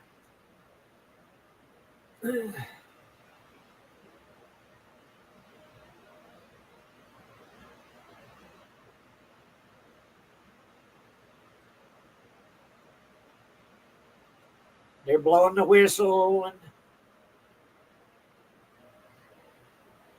guys speaking out on the intercom or loudspeaker out there telling them, everybody out of the water.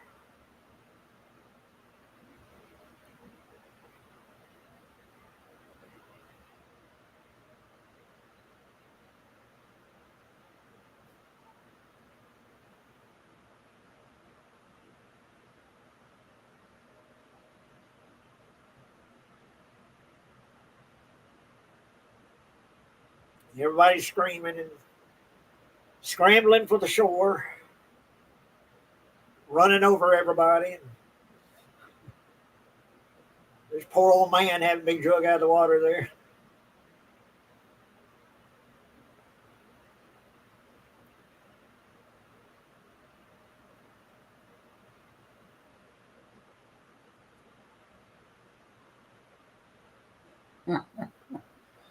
So anyway, we're seeing the shark fin, and it's a couple of kids with the fake shark fin. And we got people in the boat got guns pointed at them. He made me do it. He talked me into it.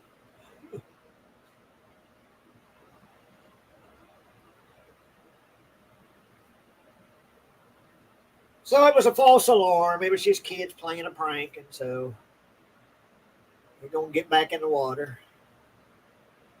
But this lady is screaming shark. She sees a shark.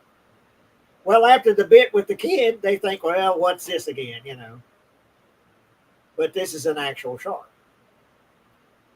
This is the shark.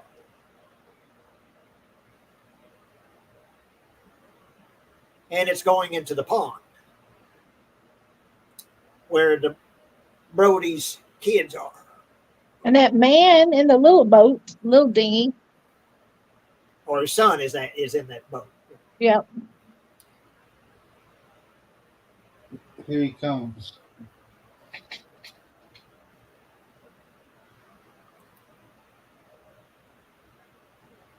And here comes the guy, come check on them. You guys okay over there? Here comes that shark.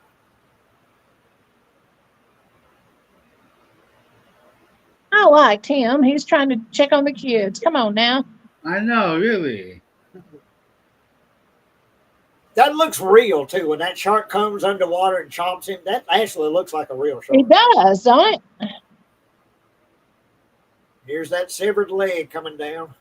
I remember watching that, just being so like, oh my God, that was such a shocking thing to see, this severed leg coming down. And now you've seen everything, Terrifier 2 and shit. It's like, but back then that was shocking. Now, Susan and I were wanting to make Rice Krispie treats at my house and just stay in, right?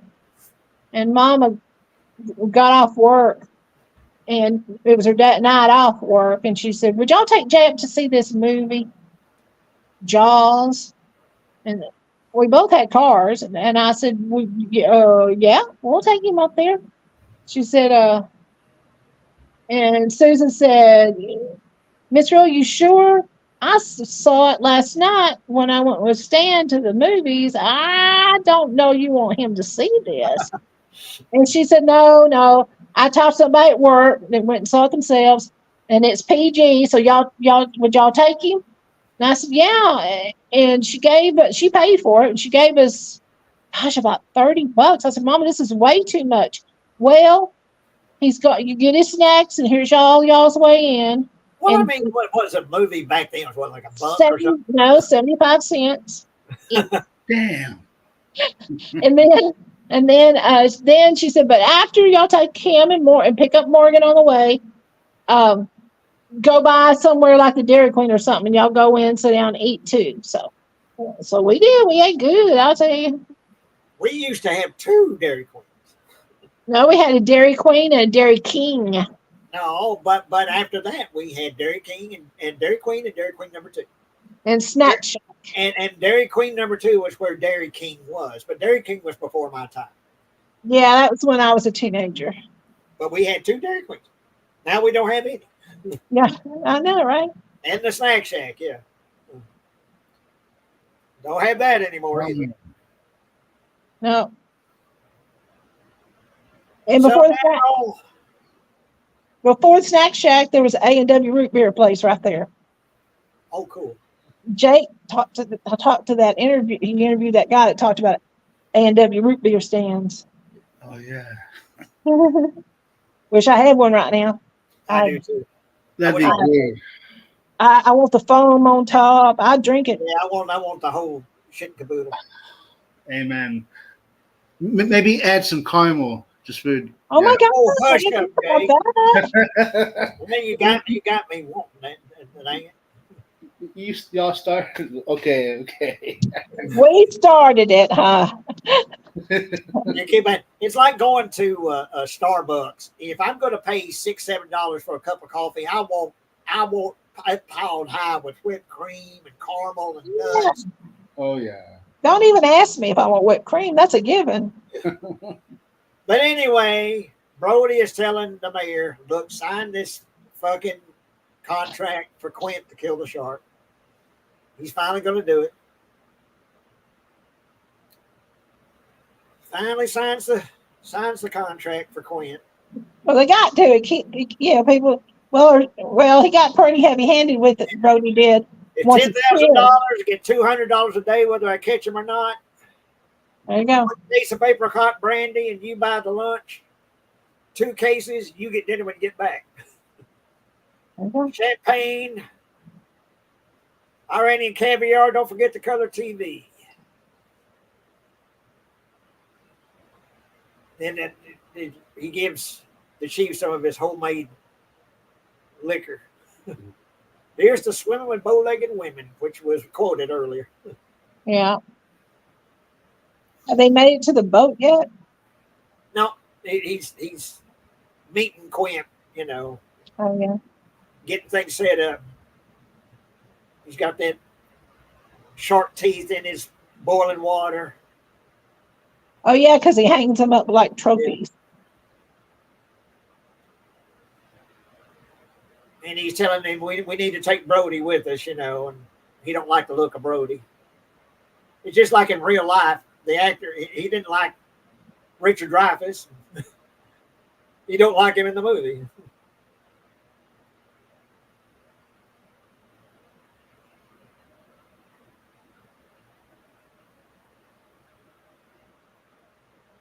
Talking about working for a living. Talking about sharking. Not talking about some poor dogfish. Talking about finding a great white.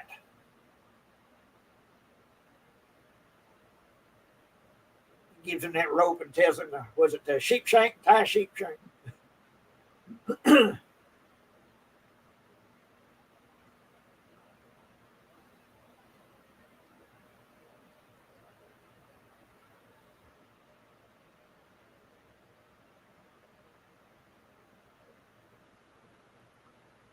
Give me hands.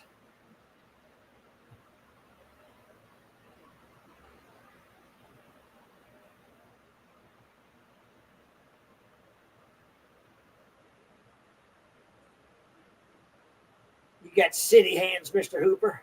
Been counting money all your life.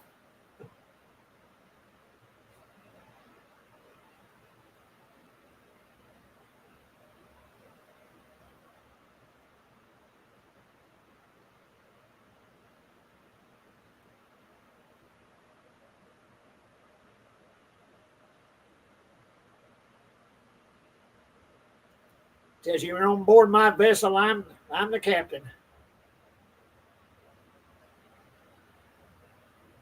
They tell him about taking Hooper. I'll take him for ballast, Chief.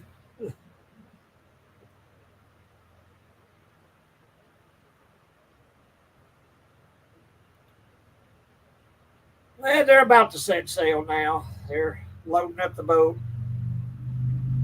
Quint sees Hooper's equipment. What Yeah, are you? Shark Tank. Some kind of half-ass astronaut? Oh, wait. Jesus H. Christ, I was a boy. Every little squirt Tank wanted is to be a what do you harpooner. call it? What do you call that, Jake? Those tanks. Not a tank. It's a What the cage? Oh, the Cage, anti-fort there you cage. Yeah. Anti- And, yeah, yeah. And he said, cage or something. what do you have there? A portable shower or a monkey cage? And Hooper says, anti-shark shark cage. cage. And Quint says, anti-shark cage. You go inside the cage? You go inside the cage. Cage goes in the water. You go in the water. Sharks in the water. Irish or something. There you go. That's it. And he sings that song for when Fair Spanish ladies, farewell, no ladies of Spain. For we orders or sail back to Boston, so never more shall we see you again. Such a great song. It's kind of cool, isn't it?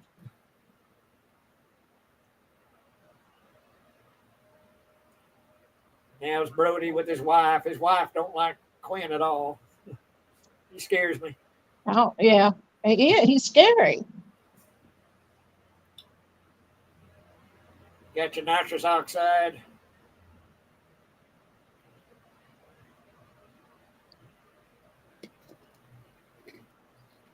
I remember the bottle of Old Spice that he has. Because Daddy always had a bottle of that Old Spice. He liked his Old Spice. Yeah. I don't even know. You don't buy it that way anymore, I don't guess. But it used to be in that bottle. I don't know if you buy. I know there's all kinds of Old Spice stuff now, though. It was like a ceramic bottle. Yeah, it was. Yeah. And it had a little round metal top, and you didn't take it off. You just pulled it up and squirted. You pulled it off. Yeah. Yeah. You could always lose it. That little metal top.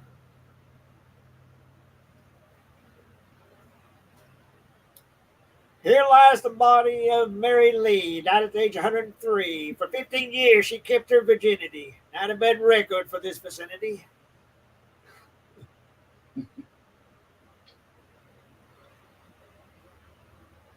You see a shark, Hooper, swallow.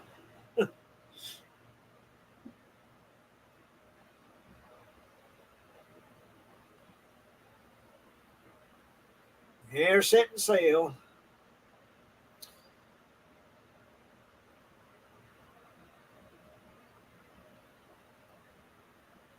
You know, the thing is, when Spielberg was filming this, of course, a lot of money's being spent here, but the damn mechanical shark barely worked.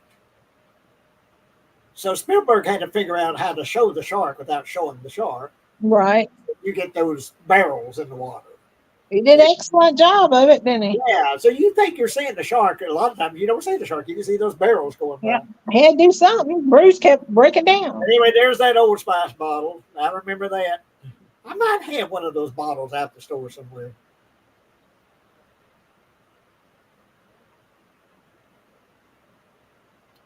Anyway, Brody's throwing that chum, fish guts out in the water. He's got him a life preserver on around his neck.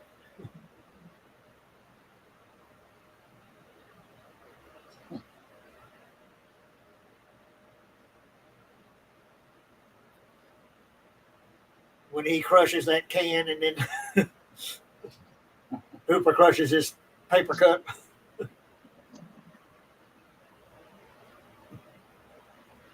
That Indianapolis speech gets me every time, though.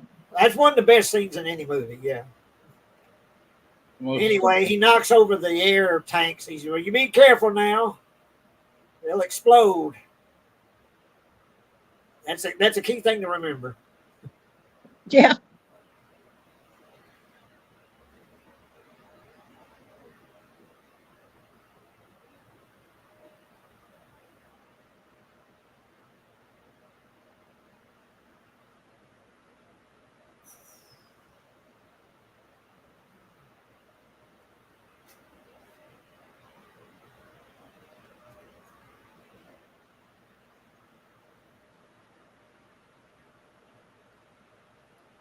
Brody's practicing a rope tie or whatever you call it. Yeah. Time. Ropes could save your life. You got time this, right? Sheep shank. I used to know how to tie a sheep shank.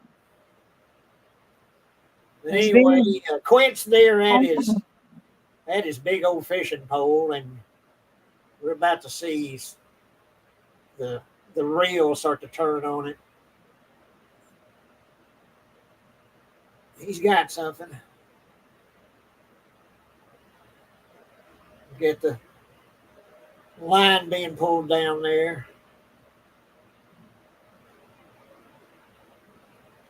Like he straps himself in. He's got that, I don't know what you call that, seat belt, whatever it is. Straps himself into that chair.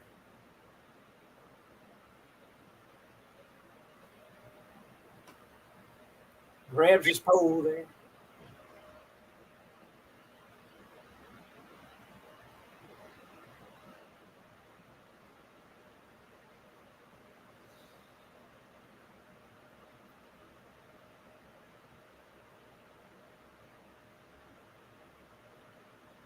What you been watching lately, Jake, movie wise?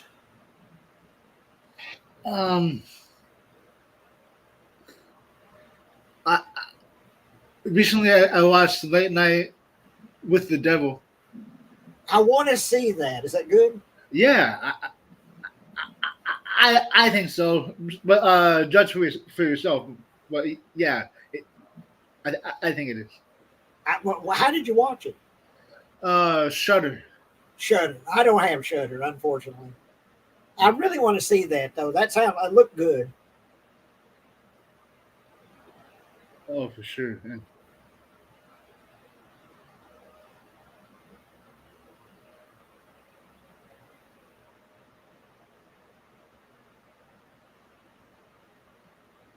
Anyway, he's got Hooper up there controlling the boat.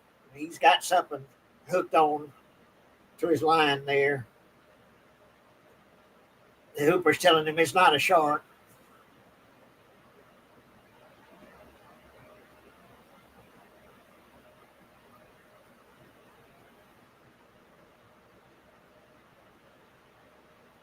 Ooh.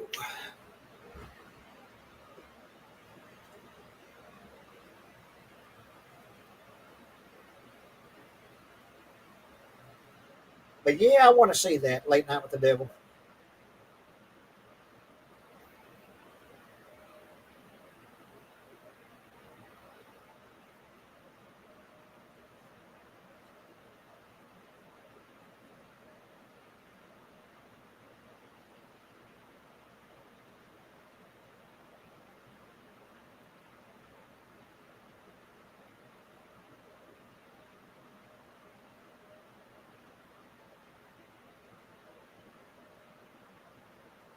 How about you guys? Uh, I just finished watching the Fallout series and really liked that because I played the games. You know, I played was it Fallout 3 and Fallout New Vegas, um, and the series on the Amazon channel Fallout, Okay. and I thought they did a really good job with that. Um, uh, movie wise, I don't know. How about you, Kevin? Well, let's see. I watched Breakfast at Tiffany's the other day, and because I miss seeing it. It's been years since I saw it. Um, and I watched The Woman in the Window. I like thrillers, Jake. It came out in 2021, and it's really good. I watched Rope yesterday. Alfred Hitchcock's Rope. It's basically basically it's like watching a play because it's based on a play.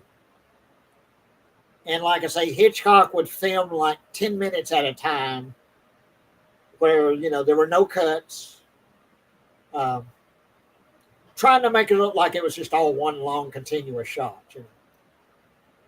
But you get down to the end of a film reel or something like that, he'd go behind someone's back or something like that before he'd make the cut. But it's an interesting experiment because you have all the actors saying all their lines, but they have to do it all 10 minutes at a time. I watched In the Line of Duty, Clint Eastwood, 1993, In the Line of Fire. Great movie. Scott, Clint Eastwood, John Malkovich, Rene Russo, Dylan McDermott. It's really, really good. You're speaking of that, a movie I want to see that I always really liked it, but it's been forever since I've seen it, and that's Being John Malkovich. Yeah, that's a different one. You ever seen that, Jake?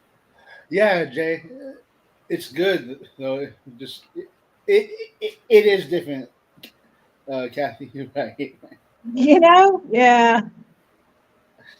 But I want to see that. I mean, I remember that it took the longest time before John Malkovich would finally sign on to the movie, but you can't really make a movie called Being John Malkovich without John Malkovich. You gotta have him. You got to have John Malkovich for it. So he finally signed on. But I need to see it again. It's been forever since I've seen that. But I always really liked it.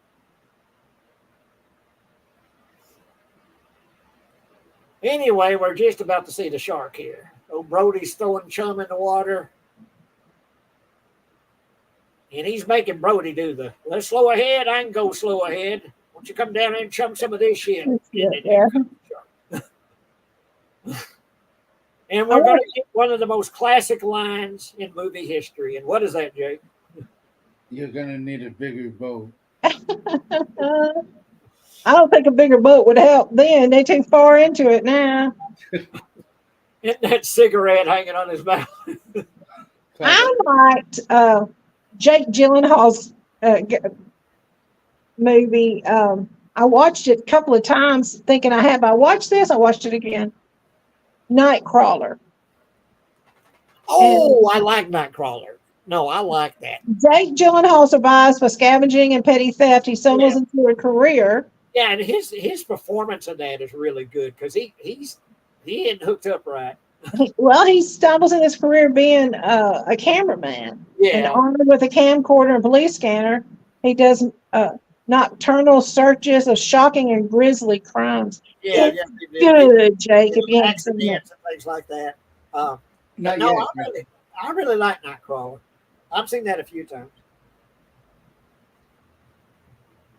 And then he catches the eye of news director Rene Russo. I've always thought she was such a pretty woman who welcomes a chance to raise her station's ratings. And Lewis goes to incredible lengths to catch some money shot. It's really, it's fast paced. No, I really like Nightcrawler. Yeah. I like a lot of thrillers. But anyway, they're setting up the the line to get the barrel on the shark here. And it's Brody's wife is calling in. Oh, everything's fine. He's telling his wife, everything's fine, Miss Brody. Everything's going good. It's going good. And Hooper's wanting to take a picture of Brody with the shark in the background. And go on out. I want you in the foreground. Go on. He wants to get a picture of him with the shark.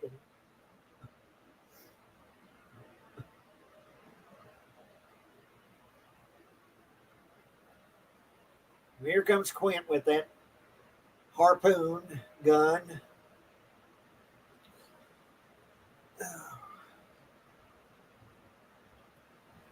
Telling Brody to go up there and steer. I've never steered a boat in my life. Well, just keep it going straight. Oh. I was steering a boat when I was 7 years old while my dad worked on the motor. I never could ski. I could. Your daddy loves skiing. And Daddy could ski as big as he was. He could He skied on one ski. He had a 1 foot here and 1 foot behind it. So they called it slalom. And them big old life preservers, the big white life preservers that come around your waist. I used to pull him in the boat. He used to ski all over the place out there. And he always wanted me to love it as much as he did when I was about 14. And I'd get out there and he'd pull me up on 2, not 1. I'd ski and ski. And then the next day, my arms and legs would hurt so bad. I said, I don't know why he enjoys this. I never could. I never could get up. Come on, sis. We'll take turns. I'll pull you. You pull me. Shoot. I'll pull you, Daddy. He Anyway, loved it. Getting the handle barrel that on the shark. Got one barrel on him.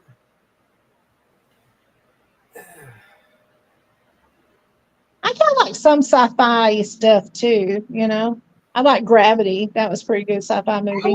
I've got that on Blu-ray. Yeah. I like Gravity.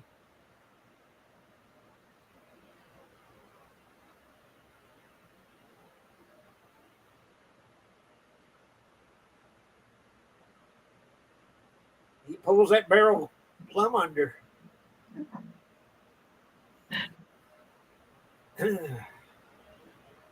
He's coming for his afternoon snack.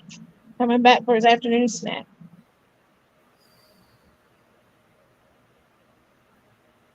Are we going to get the shooting star here? There's a shot where there's a shooting star. I love it.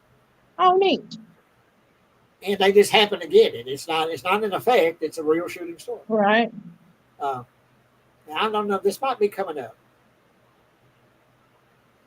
So keep your eyes peeled here, Jake. And I think we're going to see a shooting star here pretty soon. Hopefully, Jim.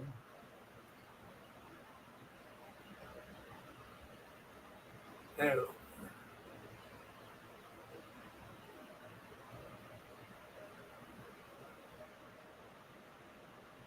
I don't know if this may not be it yet. I guess not. Might have already seen it. I don't know.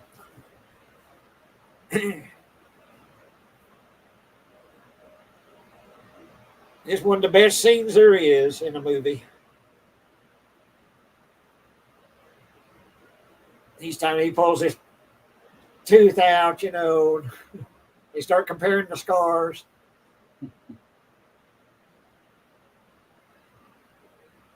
Put your hand underneath my cap. You feel that little lump? Knock on Nolan, St. Patty's Day, Boston. He said, I got that beat.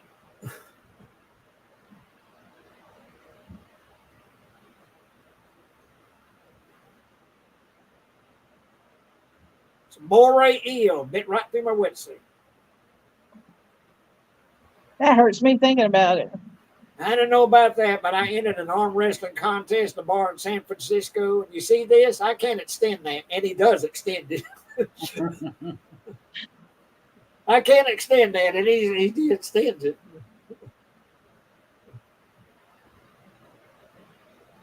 Have y'all seen The Watcher? It's horror. It's a TV show. or well, I guess yeah, it's TV. I don't Family, think so. Jay? it's pretty new. No. It's on Netflix. The first season, the Watchers limited series. A family moves into their dream home only to be plagued by ominous letters, strange neighbors, and sinister threats. It's a beautiful home, big fancy sucker. It stars Isabel Graffitt, Bobby Cannavale, Naomi Watts, Jennifer Coolidge. It's really, really good. It's Huh. suspenseful as because you I've don't, heard. I think I've heard of it, but I haven't seen yeah, it. you don't really know what kind of threats they're going to get next and where they're going to come from, and that's the whole idea. It's very suspenseful. But I've watched Yeah, it. okay, don't interrupt you, but we're getting one of the best scenes in movie history. Oh, the Indianapolis Yeah. story. So, uh, it's a tattoo. I had that removed. Yeah, don't tell me, mother. They laughed.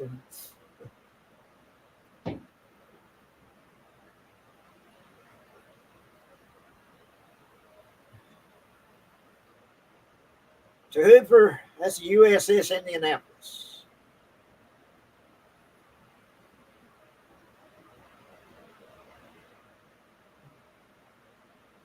Yes, you were on the Indianapolis? Yes, and Bodie asked what happened. Japanese submarine slammed 2 torpedoes into her side, Chief. I was coming back from the island of Tinian laid or something. Just delivered the bomb, the Hiroshima bomb. 1,100 men went into the water. The vessel went down in 12 minutes. Didn't see the first shark for about half an hour. Tiger, 13-footer. You know how you know that when you're in the water, Chief? You tell by looking from the dorsal to the tail. Well, we didn't know because our bomb mission had been so secret. No distress signal had been sent. Mm-mm.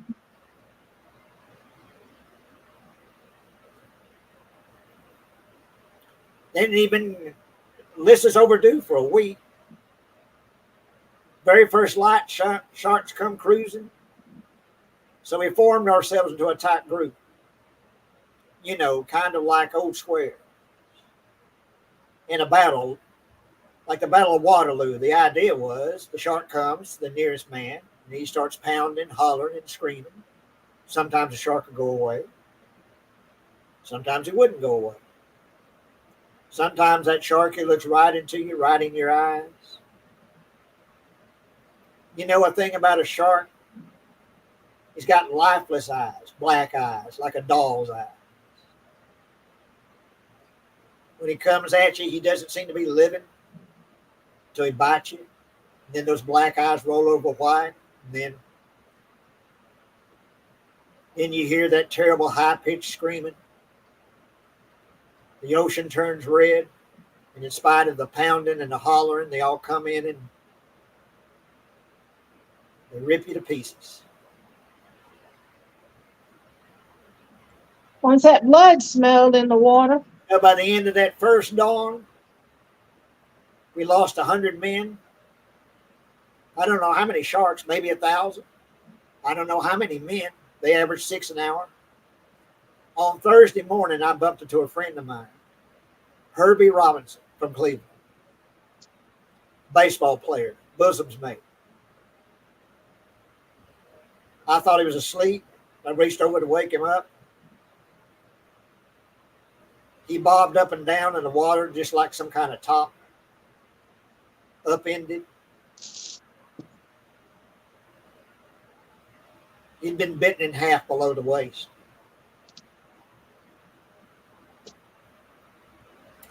Noon the 5th day, the Lockheed Ventura saw us. He swung in low and he saw us. He was a young pilot, younger than Mr. Hooper. And he saw us and he came in low, and 3 hours later, big fat PBY comes down and starts to pick us up. And that was the time I was most frightened, waiting for my turn. I'll never put on a life jacket again. So 1,100 men went into the water. 316 come out. The Sharks took the rest, June 29th, 1945. Anyway, we delivered the bomb. One of the best scenes in movie history. Absolutely, man. It's a classic scene. It was based on actual history. And I haven't seen it, but Nicolas Cage made a Indianapolis movie. I haven't seen it. I saw the DVD at Walmart, didn't get it. Cage. That'd be good to see though. I think. What's that, sir? Oh, in Indianapolis. Yes, sir. Sounds good. Well, like I say, there's a movie that Nicolas Cage made a few years ago about the Indianapolis, but I've never seen it.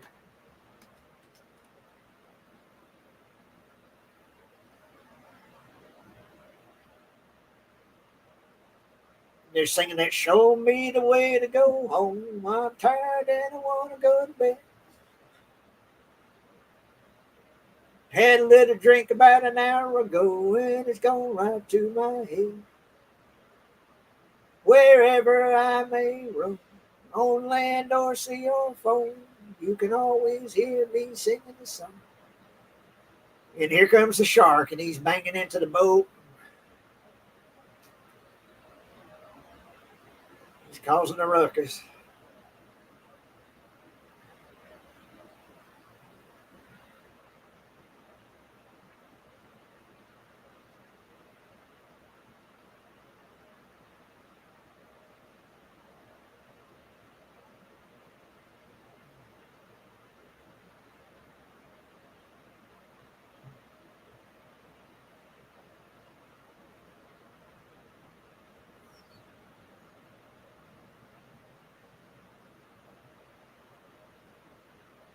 It's something that the tables are turned, where they're hunting the shark, but now the shark's hunting them.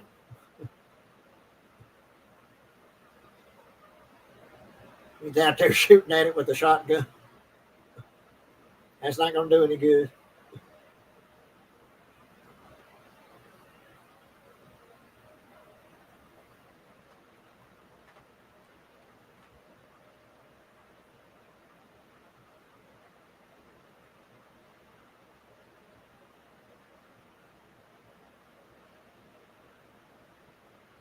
He's got a pistol. Rhodey's got a pistol.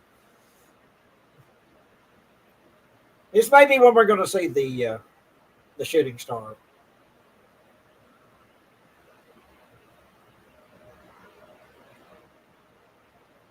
I'm not sure. I don't know why I keep harping on that shooting star, but I think it's so cool. But no, I guess not. We might have already seen that.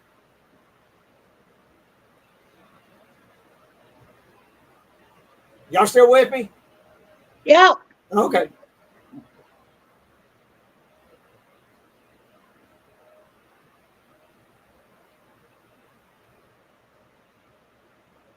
Yeah, the boat motor's all froze up.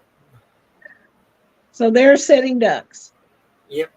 Here comes that barrel out of the water.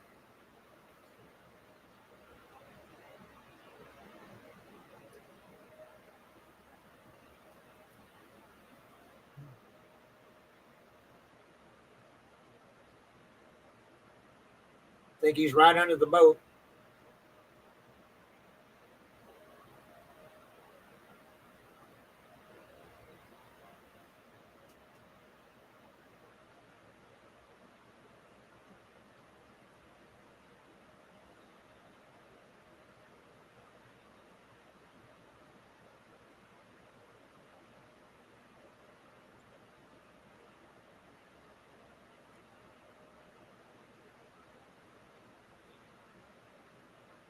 And Hooper mentions he's got some poison that can kill this shark. But of course, you have to get right up to the shark to inject him with this poison.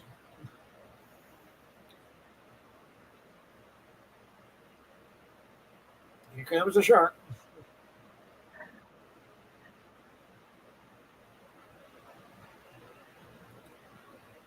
I remember in the book, the way they killed the shark is they lead it to the shore, and it drowns,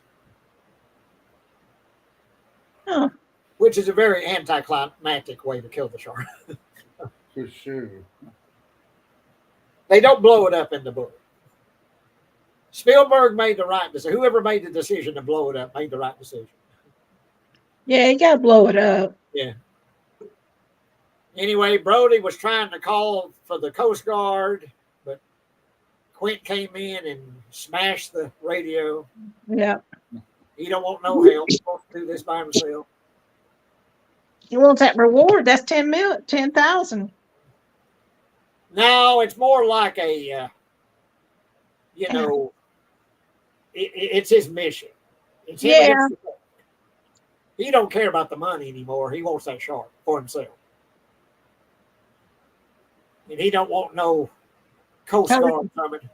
No colored TV and Yeah. He wants to get this shark himself. It's a man versus monster.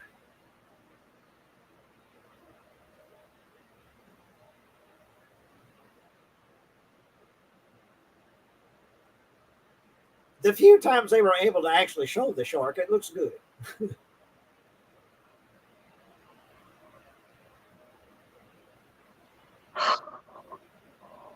oh, pardon me.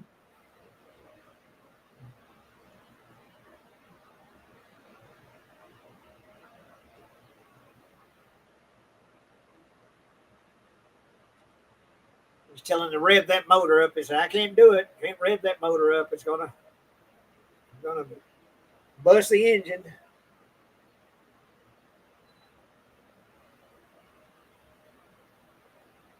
Chasing the shark. That barrel, because that's all you see is the barrel.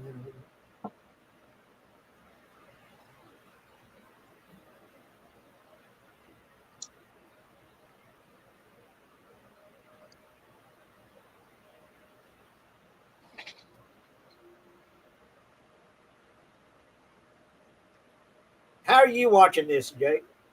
For 4K. Oh goodness. I don't have a 4K player.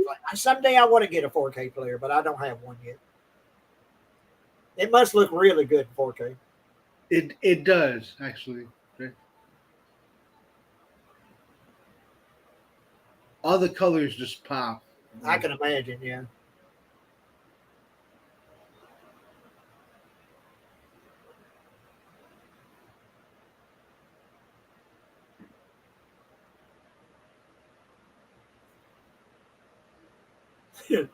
Brody shooting at it with a pistol. You're getting a few holes in it, but that's not going to do much. Oh, let's see. Do we have anybody watching with us? I didn't see two. Oh, hopefully we'll get a crowd later. And as Kathy often says, if you're watching, please give us a thumbs up. Thumbs up, yes. Yeah.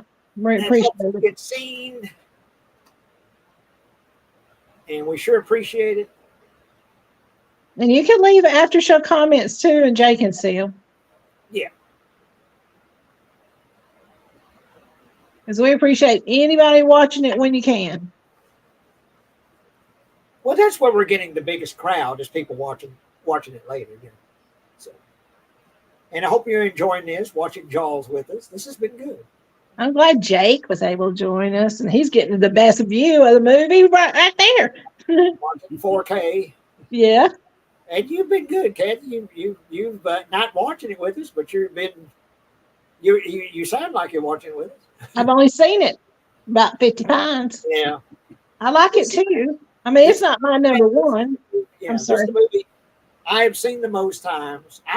If I haven't seen it 100 times, it's been close. Yeah. Well, it's your favorite movie, dude. So, you know. It's my favorite movie, yeah. Right on.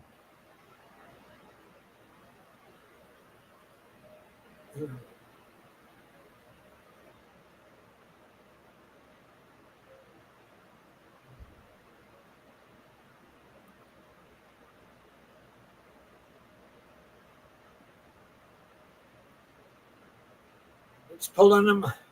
That shark's pulling them on that boat. Now he's worried about those air tanks.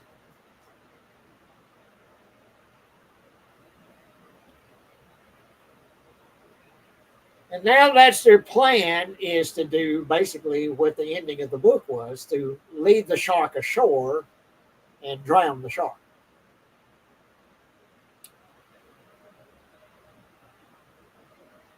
Because I guess if you get if a shark gets into shallow water, it drowns basically.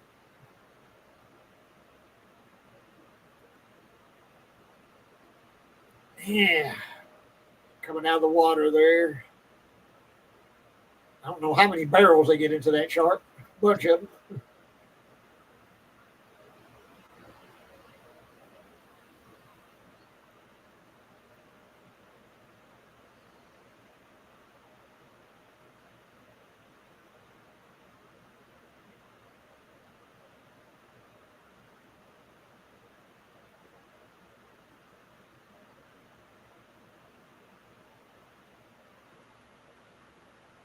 Yeah, the shark is pulling them and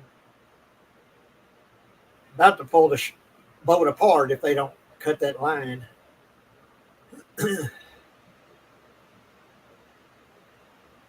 Water's pouring into the engine.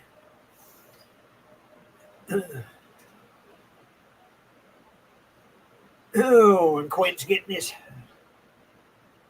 what do you call it? Machete? What is it? Yeah. Yeah. Machete. Machete. Yeah. Machete. Danny Trejo. Oh.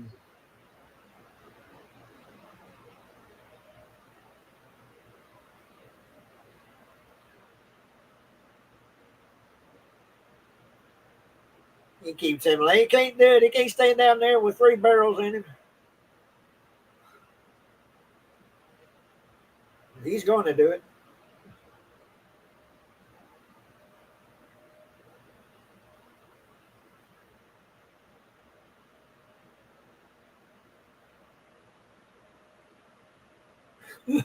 He's so confident. He can't go down with 3 barrels. That's what he does. Goes down with 3 barrels.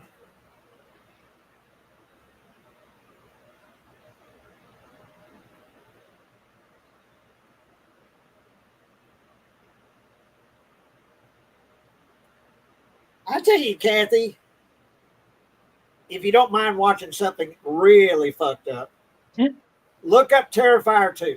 Oh my God. Yeah. Really? Check it out. It's fun. I do think it's fun. I've seen Well, it. I like the fun and freaky movie now, horror movie. But, yeah, well, now, talk about fucked up. When Jake says fucked up. Yeah. Yeah, it is that too. But it's Terrifier 2. The number or the word? It's Terrifier and then 2. Okay. The sequel to Terrifier. But anyway, yeah, it's an experience. And you will meet Art the Clown. Oh, Lord. He's got white makeup on? Yeah. And he's got a little hat. Yeah. But good God. You got to experience Terrifier 2. I ran across it the other day messing around. Well, watch it. It is truly, and when you finished it, you will feel like you have been through something. Yes. Jake will back me up. And there's a Terrifier 3 coming out this year that takes place during Christmas time.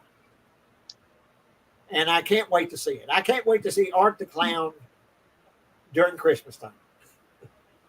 Sounds like a celebration to me. Yeah.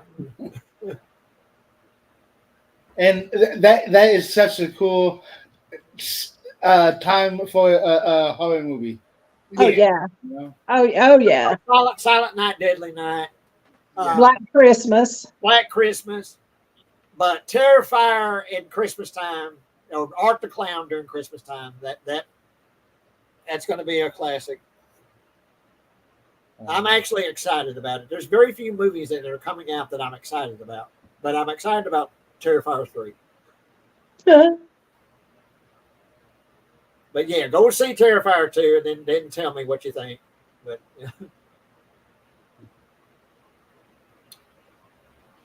all right, the boat is just about to catch on fire here.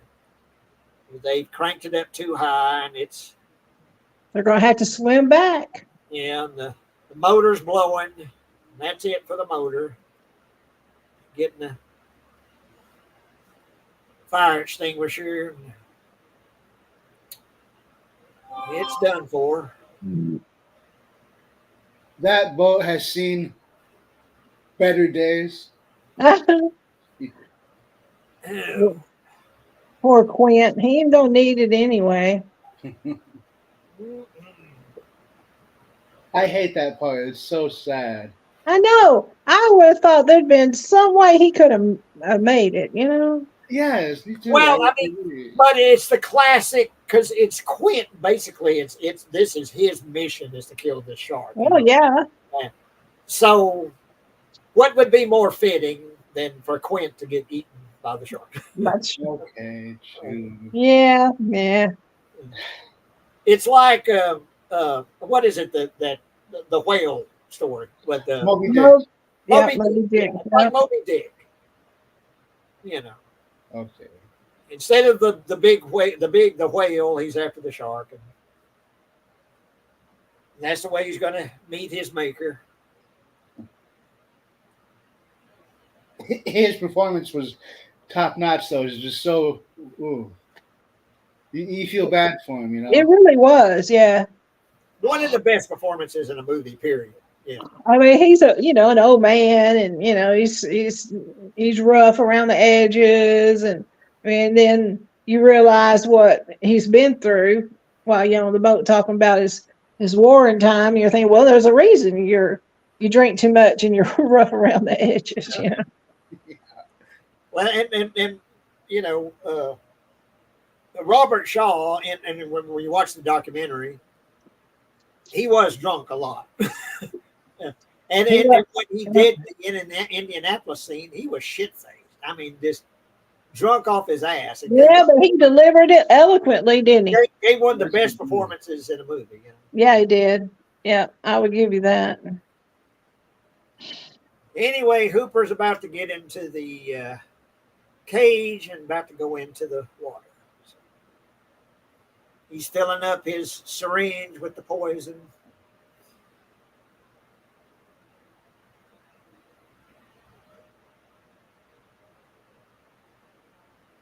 Putting the cage in the water.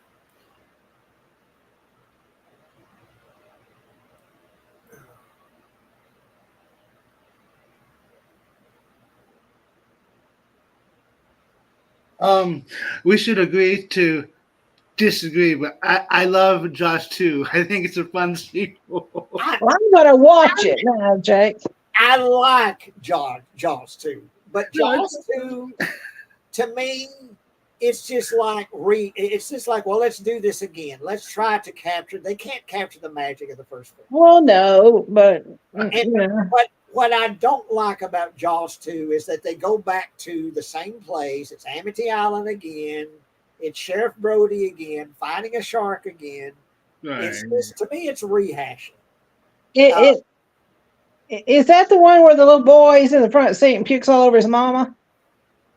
Seeing a dead whale or something. Yeah, I don't remember that. I I mean, I think I like it. I don't hate it. I don't like it as much as you do, Jay. But hey, that's cool. I personally love that Roy Scheider's back. You know, I just love his character. So yeah. Saved it for me. I don't know. It's just like it's just trying to do I just wish they had gone somewhere else, told a different stories, and like I don't know, another island or something. But they come back to the same island, and Right. you battle with the shark again. It just I don't know. But I saw it also when it came out. Saw it in the theater. Oh, hell yeah. I watched a little making of today, Anaconda, and they were talking about that big snake ended up having electrical problems, and people were having to run from it. It was just it was so massive, right? And that the actors were real so a lot of the scenes where they look terrified of this thing, they are really scared of it because they get to where the controls don't work right and they can't control it hardly. Well, and it's been a long time since I've seen Anaconda, but one thing I really remember, I saw that in the theater. I thought it was Barry. I saw Anaconda. Oh, me too. And Yeah. you mentioned John Voight earlier. Yeah, I love when he's regurgitated by the Anaconda. there you go. John Voight. And then he winks. And he winks. Yeah, he winks. Yeah. Well, Snake says, I'm done with this. And yeah, I Anyway, thought that was wicked. Yeah. here we go. We're getting tense here. The shark's attacking the cage. He drops his poison, his injector thing. He drops that. So he ain't going to be using that.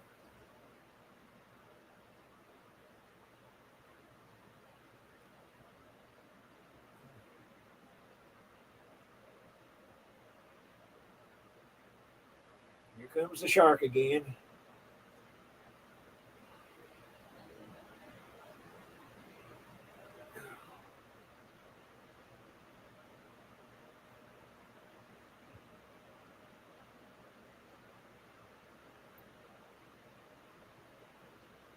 He's just about to get eaten up, but he manages to escape.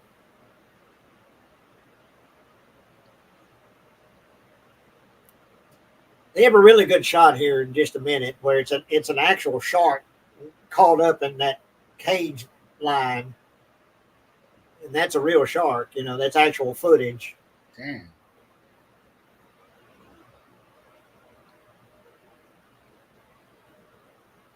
Yeah, I've been watching a lot of true crime here lately. I don't know. I don't watch a lot of true crime. That's- I'll say it's gonna, comes on TV or something like that. I'll watch sometimes. I'll watch it. Yeah, I hunted up. There's a couple of there's one, her name's Kimberlea, and she is a YouTuber, and she's studying criminology, and she's going to be one of these forensic crime scene investigators eventually. Right now, her and her boyfriend, she's pregnant and beautiful. She's gorgeous, y'all, and she will take cases and do and as tribute to the deceased, she delves into them. She talks to the family. She gets everything she can, and she researches everything down to the minute to discuss these cases and what happened to this person. And it's really, really good. So every time I get a ding that you're going to be doing a notification from you, it seems like she puts one out about every week. Ooh. It's really good. Oh, cool. Yeah. Somebody Anyway, here knows. we go now. Quint's about to get the bite here. Shark's reared up on the boat, and Well, he can't get away from it. Quint. Poor Quint is getting eat. He tries to grab him. Brody's trying to grab him, but he slips. His hand slips out. He falls into the shark's mouth.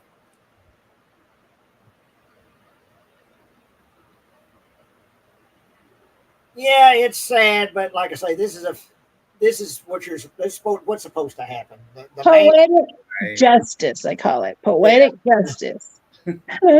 Well, the nemesis. that's Yeah. his mission is to kill this shark, but of course that's not what's going to happen. Blood coming out of his mouth, spurting out of his mouth. Oh. Drags him under.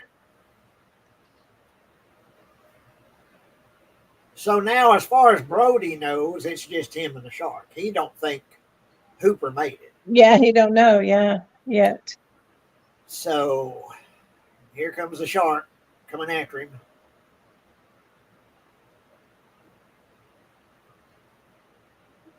He finds the air tank. First, he hits him with it. Then throws it in his mouth, throws that air tank in his mouth. There's very few movies I remember seeing in the theater where everyone chewed at the end. Do you remember that, Kevin? Yeah. We all stood up and clapped and Well, Brody and Hooper makes it back, you know. well, no, but I mean the Oh, when they blow up the shark. like die you or smile you son of a bitch. Yeah, there you go. Yeah. So anyway, he's climbing up to the what do you call that thing at the top there? What do you call that thing?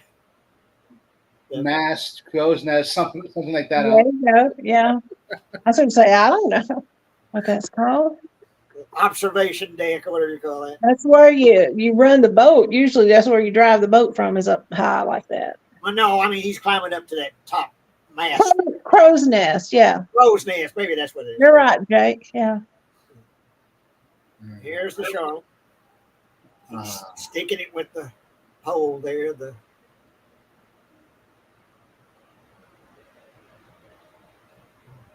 Take that, Bruce. Stabbing it with that stick. Jake, ever watch Schitt's Creek?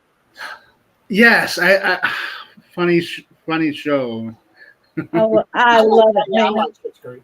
I've watched every episode. I haven't seen every episode, but I've seen several of them. Oh, I have. And then the other day, I was trying to figure out something I could watch, and I'm like, Schitt's Creek. I watched first 2 or 3 But episodes. anyway, here we go now. Uh-oh.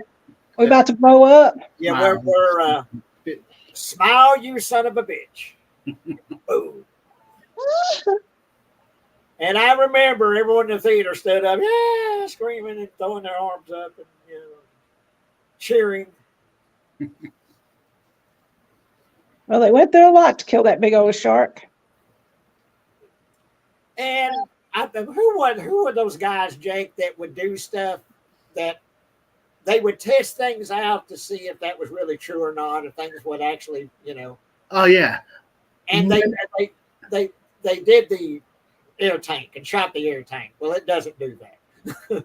Mythbusters. Jake. That's it. Mythbusters, there you go. Yeah, I used to watch a lot of that too. But it works perfectly for the movie. Oh yeah. I wouldn't want it any different. but they actually did the Jaws, shooting the air tank, and it just it doesn't explode. They say though that under certain circumstances that it will blow up. Well, you think it's as pressurized as it is, Yeah. If it's full of juice, But anyway, here comes Hooper out of the water, and he's laughing. He thought he was dead, but there he is. And of course, he asks about Quint. He says, no. You got to eat. Can we get in on those? Those barrels. There they are, swimming back to shore on the barrels with barrels. What day is this? It's Wednesday. It's Tuesday, I think.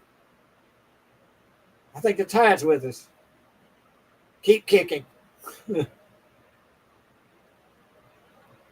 I used to hate the water.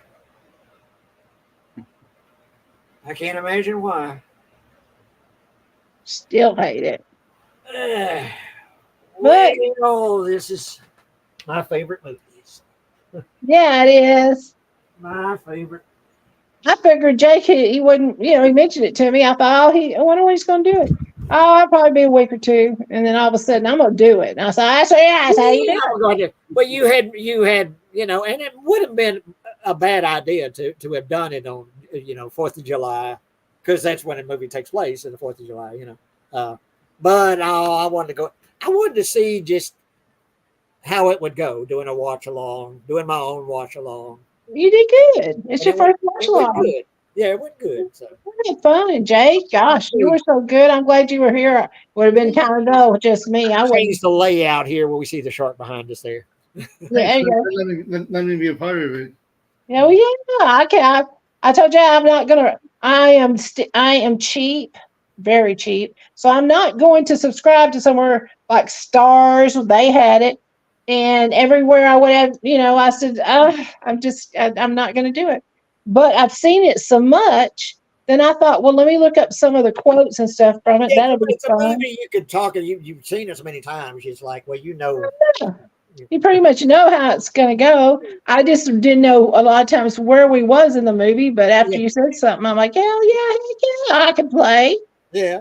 And Well, you you did told good. me. No, you did good. Jay said, no. You were able to hang. Yeah. Yeah. But no, we'll talk a little bit longer. We'll visit a little bit more. Yeah. So, Jake, when is your next interview coming up? When can we watch it? Well, it's happening Thursday and probably Tuesday of the following week or something like that. I don't. Yeah, you got to edit it, right, Jake? Right. Yeah. That's why I don't have a channel. I don't know how to do that kind of stuff. I don't want to know how to do that stuff. I would just have fun with Jay, Oh. But it was fun. I still haven't played with my new camera yet. I'm going to at some point, but I got to get actors for my movie first before I can do anything with the camera. And keep putting the word out, but I haven't got any takers to read the script yet. Because I think if they read the script, they'd say, "Oh, well, okay." Then I really like the script, but it's dealing with a serious subject and child abuse and all that. Because I'm very, make a point where you don't see any child abused in the movie. There's nothing like that shown.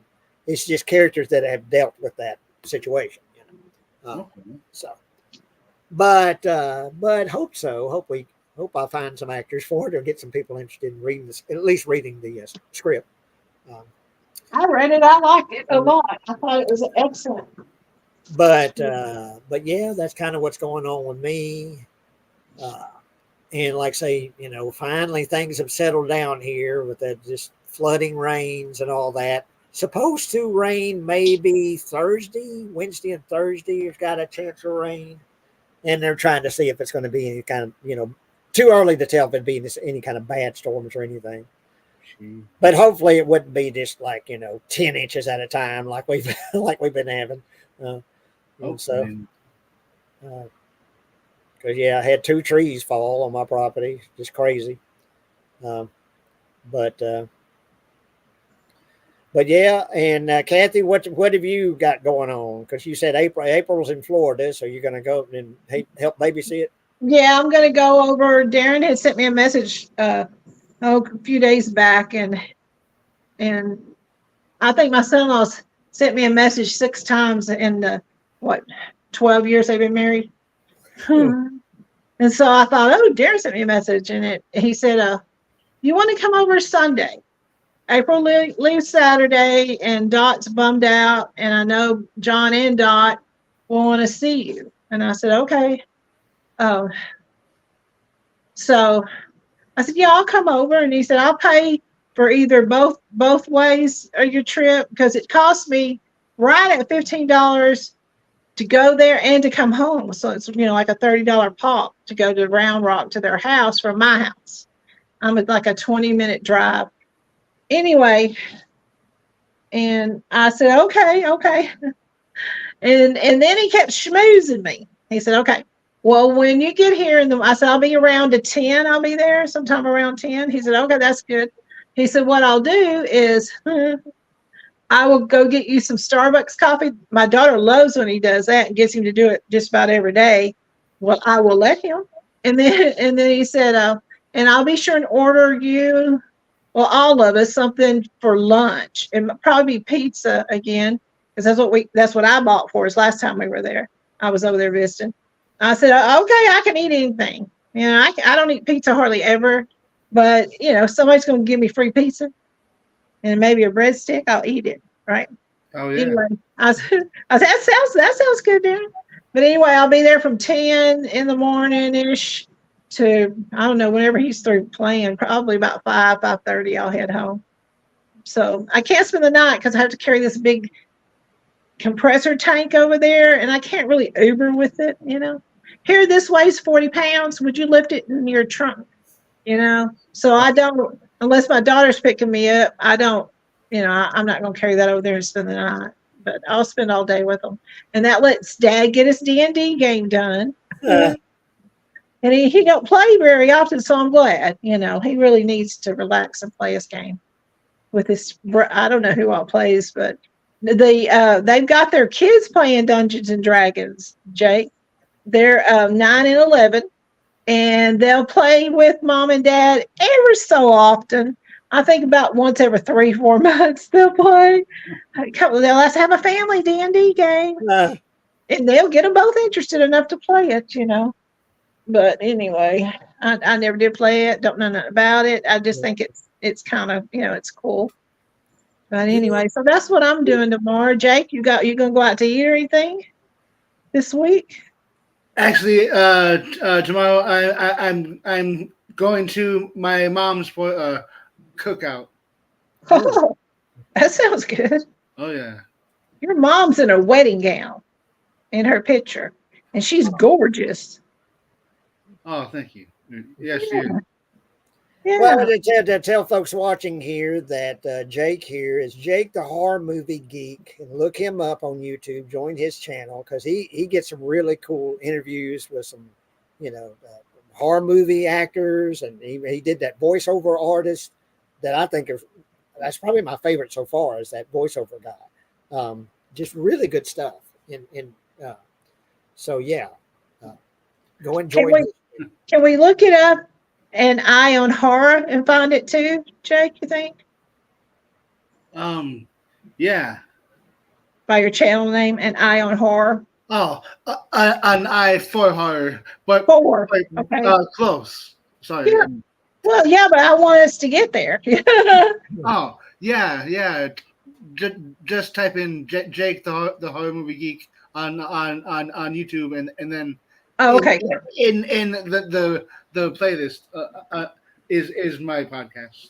Okay, good. Well, like Jay, we could look Jay up by his name, and then his podcast pops up. Yeah. Okay. Sorry. That works. That's gonna sneeze. He's a loud sneezer, isn't he? I have a loud sneeze. Yeah. Oh God, me too. Yeah, I do. I have a loud sneeze. Well, I was trying to see what else I could talk about before we sign off here. But this has been really good. Yeah, this has been a good opening watch along. A good start. We were off to a good start with the watch alongs. Yeah. I think what we want to do next, and Jake, you really like this movie, and I love this movie, and I'm thinking Sling Blade. Hell yeah. Yeah, I might be able to find that streaming somewhere. Well, it may be. I don't know. But I've got that on Blu-ray, and I know Jake has got it because he did a post about Sling Blade, how much you like Sling Blade. I love Sling Blade, so we may do a watch along for that soon. That may be the next one we do a Sling Blade. If do it on a day when you would be available, Jake, because I love Sling Blade, and that'd be a good one to do. Definitely. Well, I'm going to let you guys go. I got to finish loading a backpack and all that Okay, kind of sis. Well, thanks stuff. for joining in, and you did real good with this one. Well, Appreciate thank you. I think it was fun. Yeah, Bye-bye. This was fun. Night. Peace out. Yeah. Peace. I think I'm.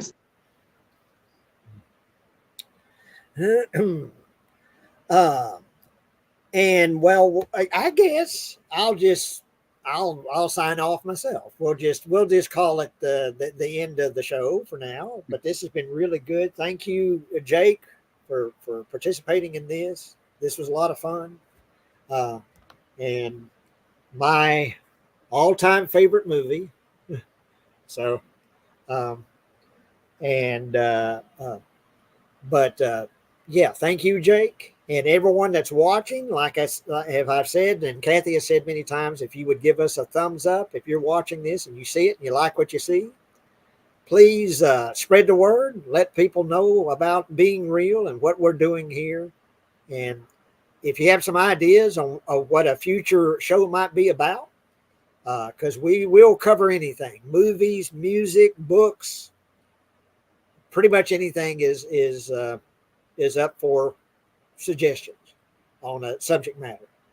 And but okay, I guess I'll sign this off for now. And thank you so much, Jake. Thanks for And having me, Jay. oh yeah, we'll do this again soon. And I'll let everyone know what the next. I haven't thought about what our next show is going to be about yet, but I definitely wanted to do this watch along, and I think this went off to a good start. So thank you, Jake. Thanks everybody for watching, and I will see y'all soon. Peace out.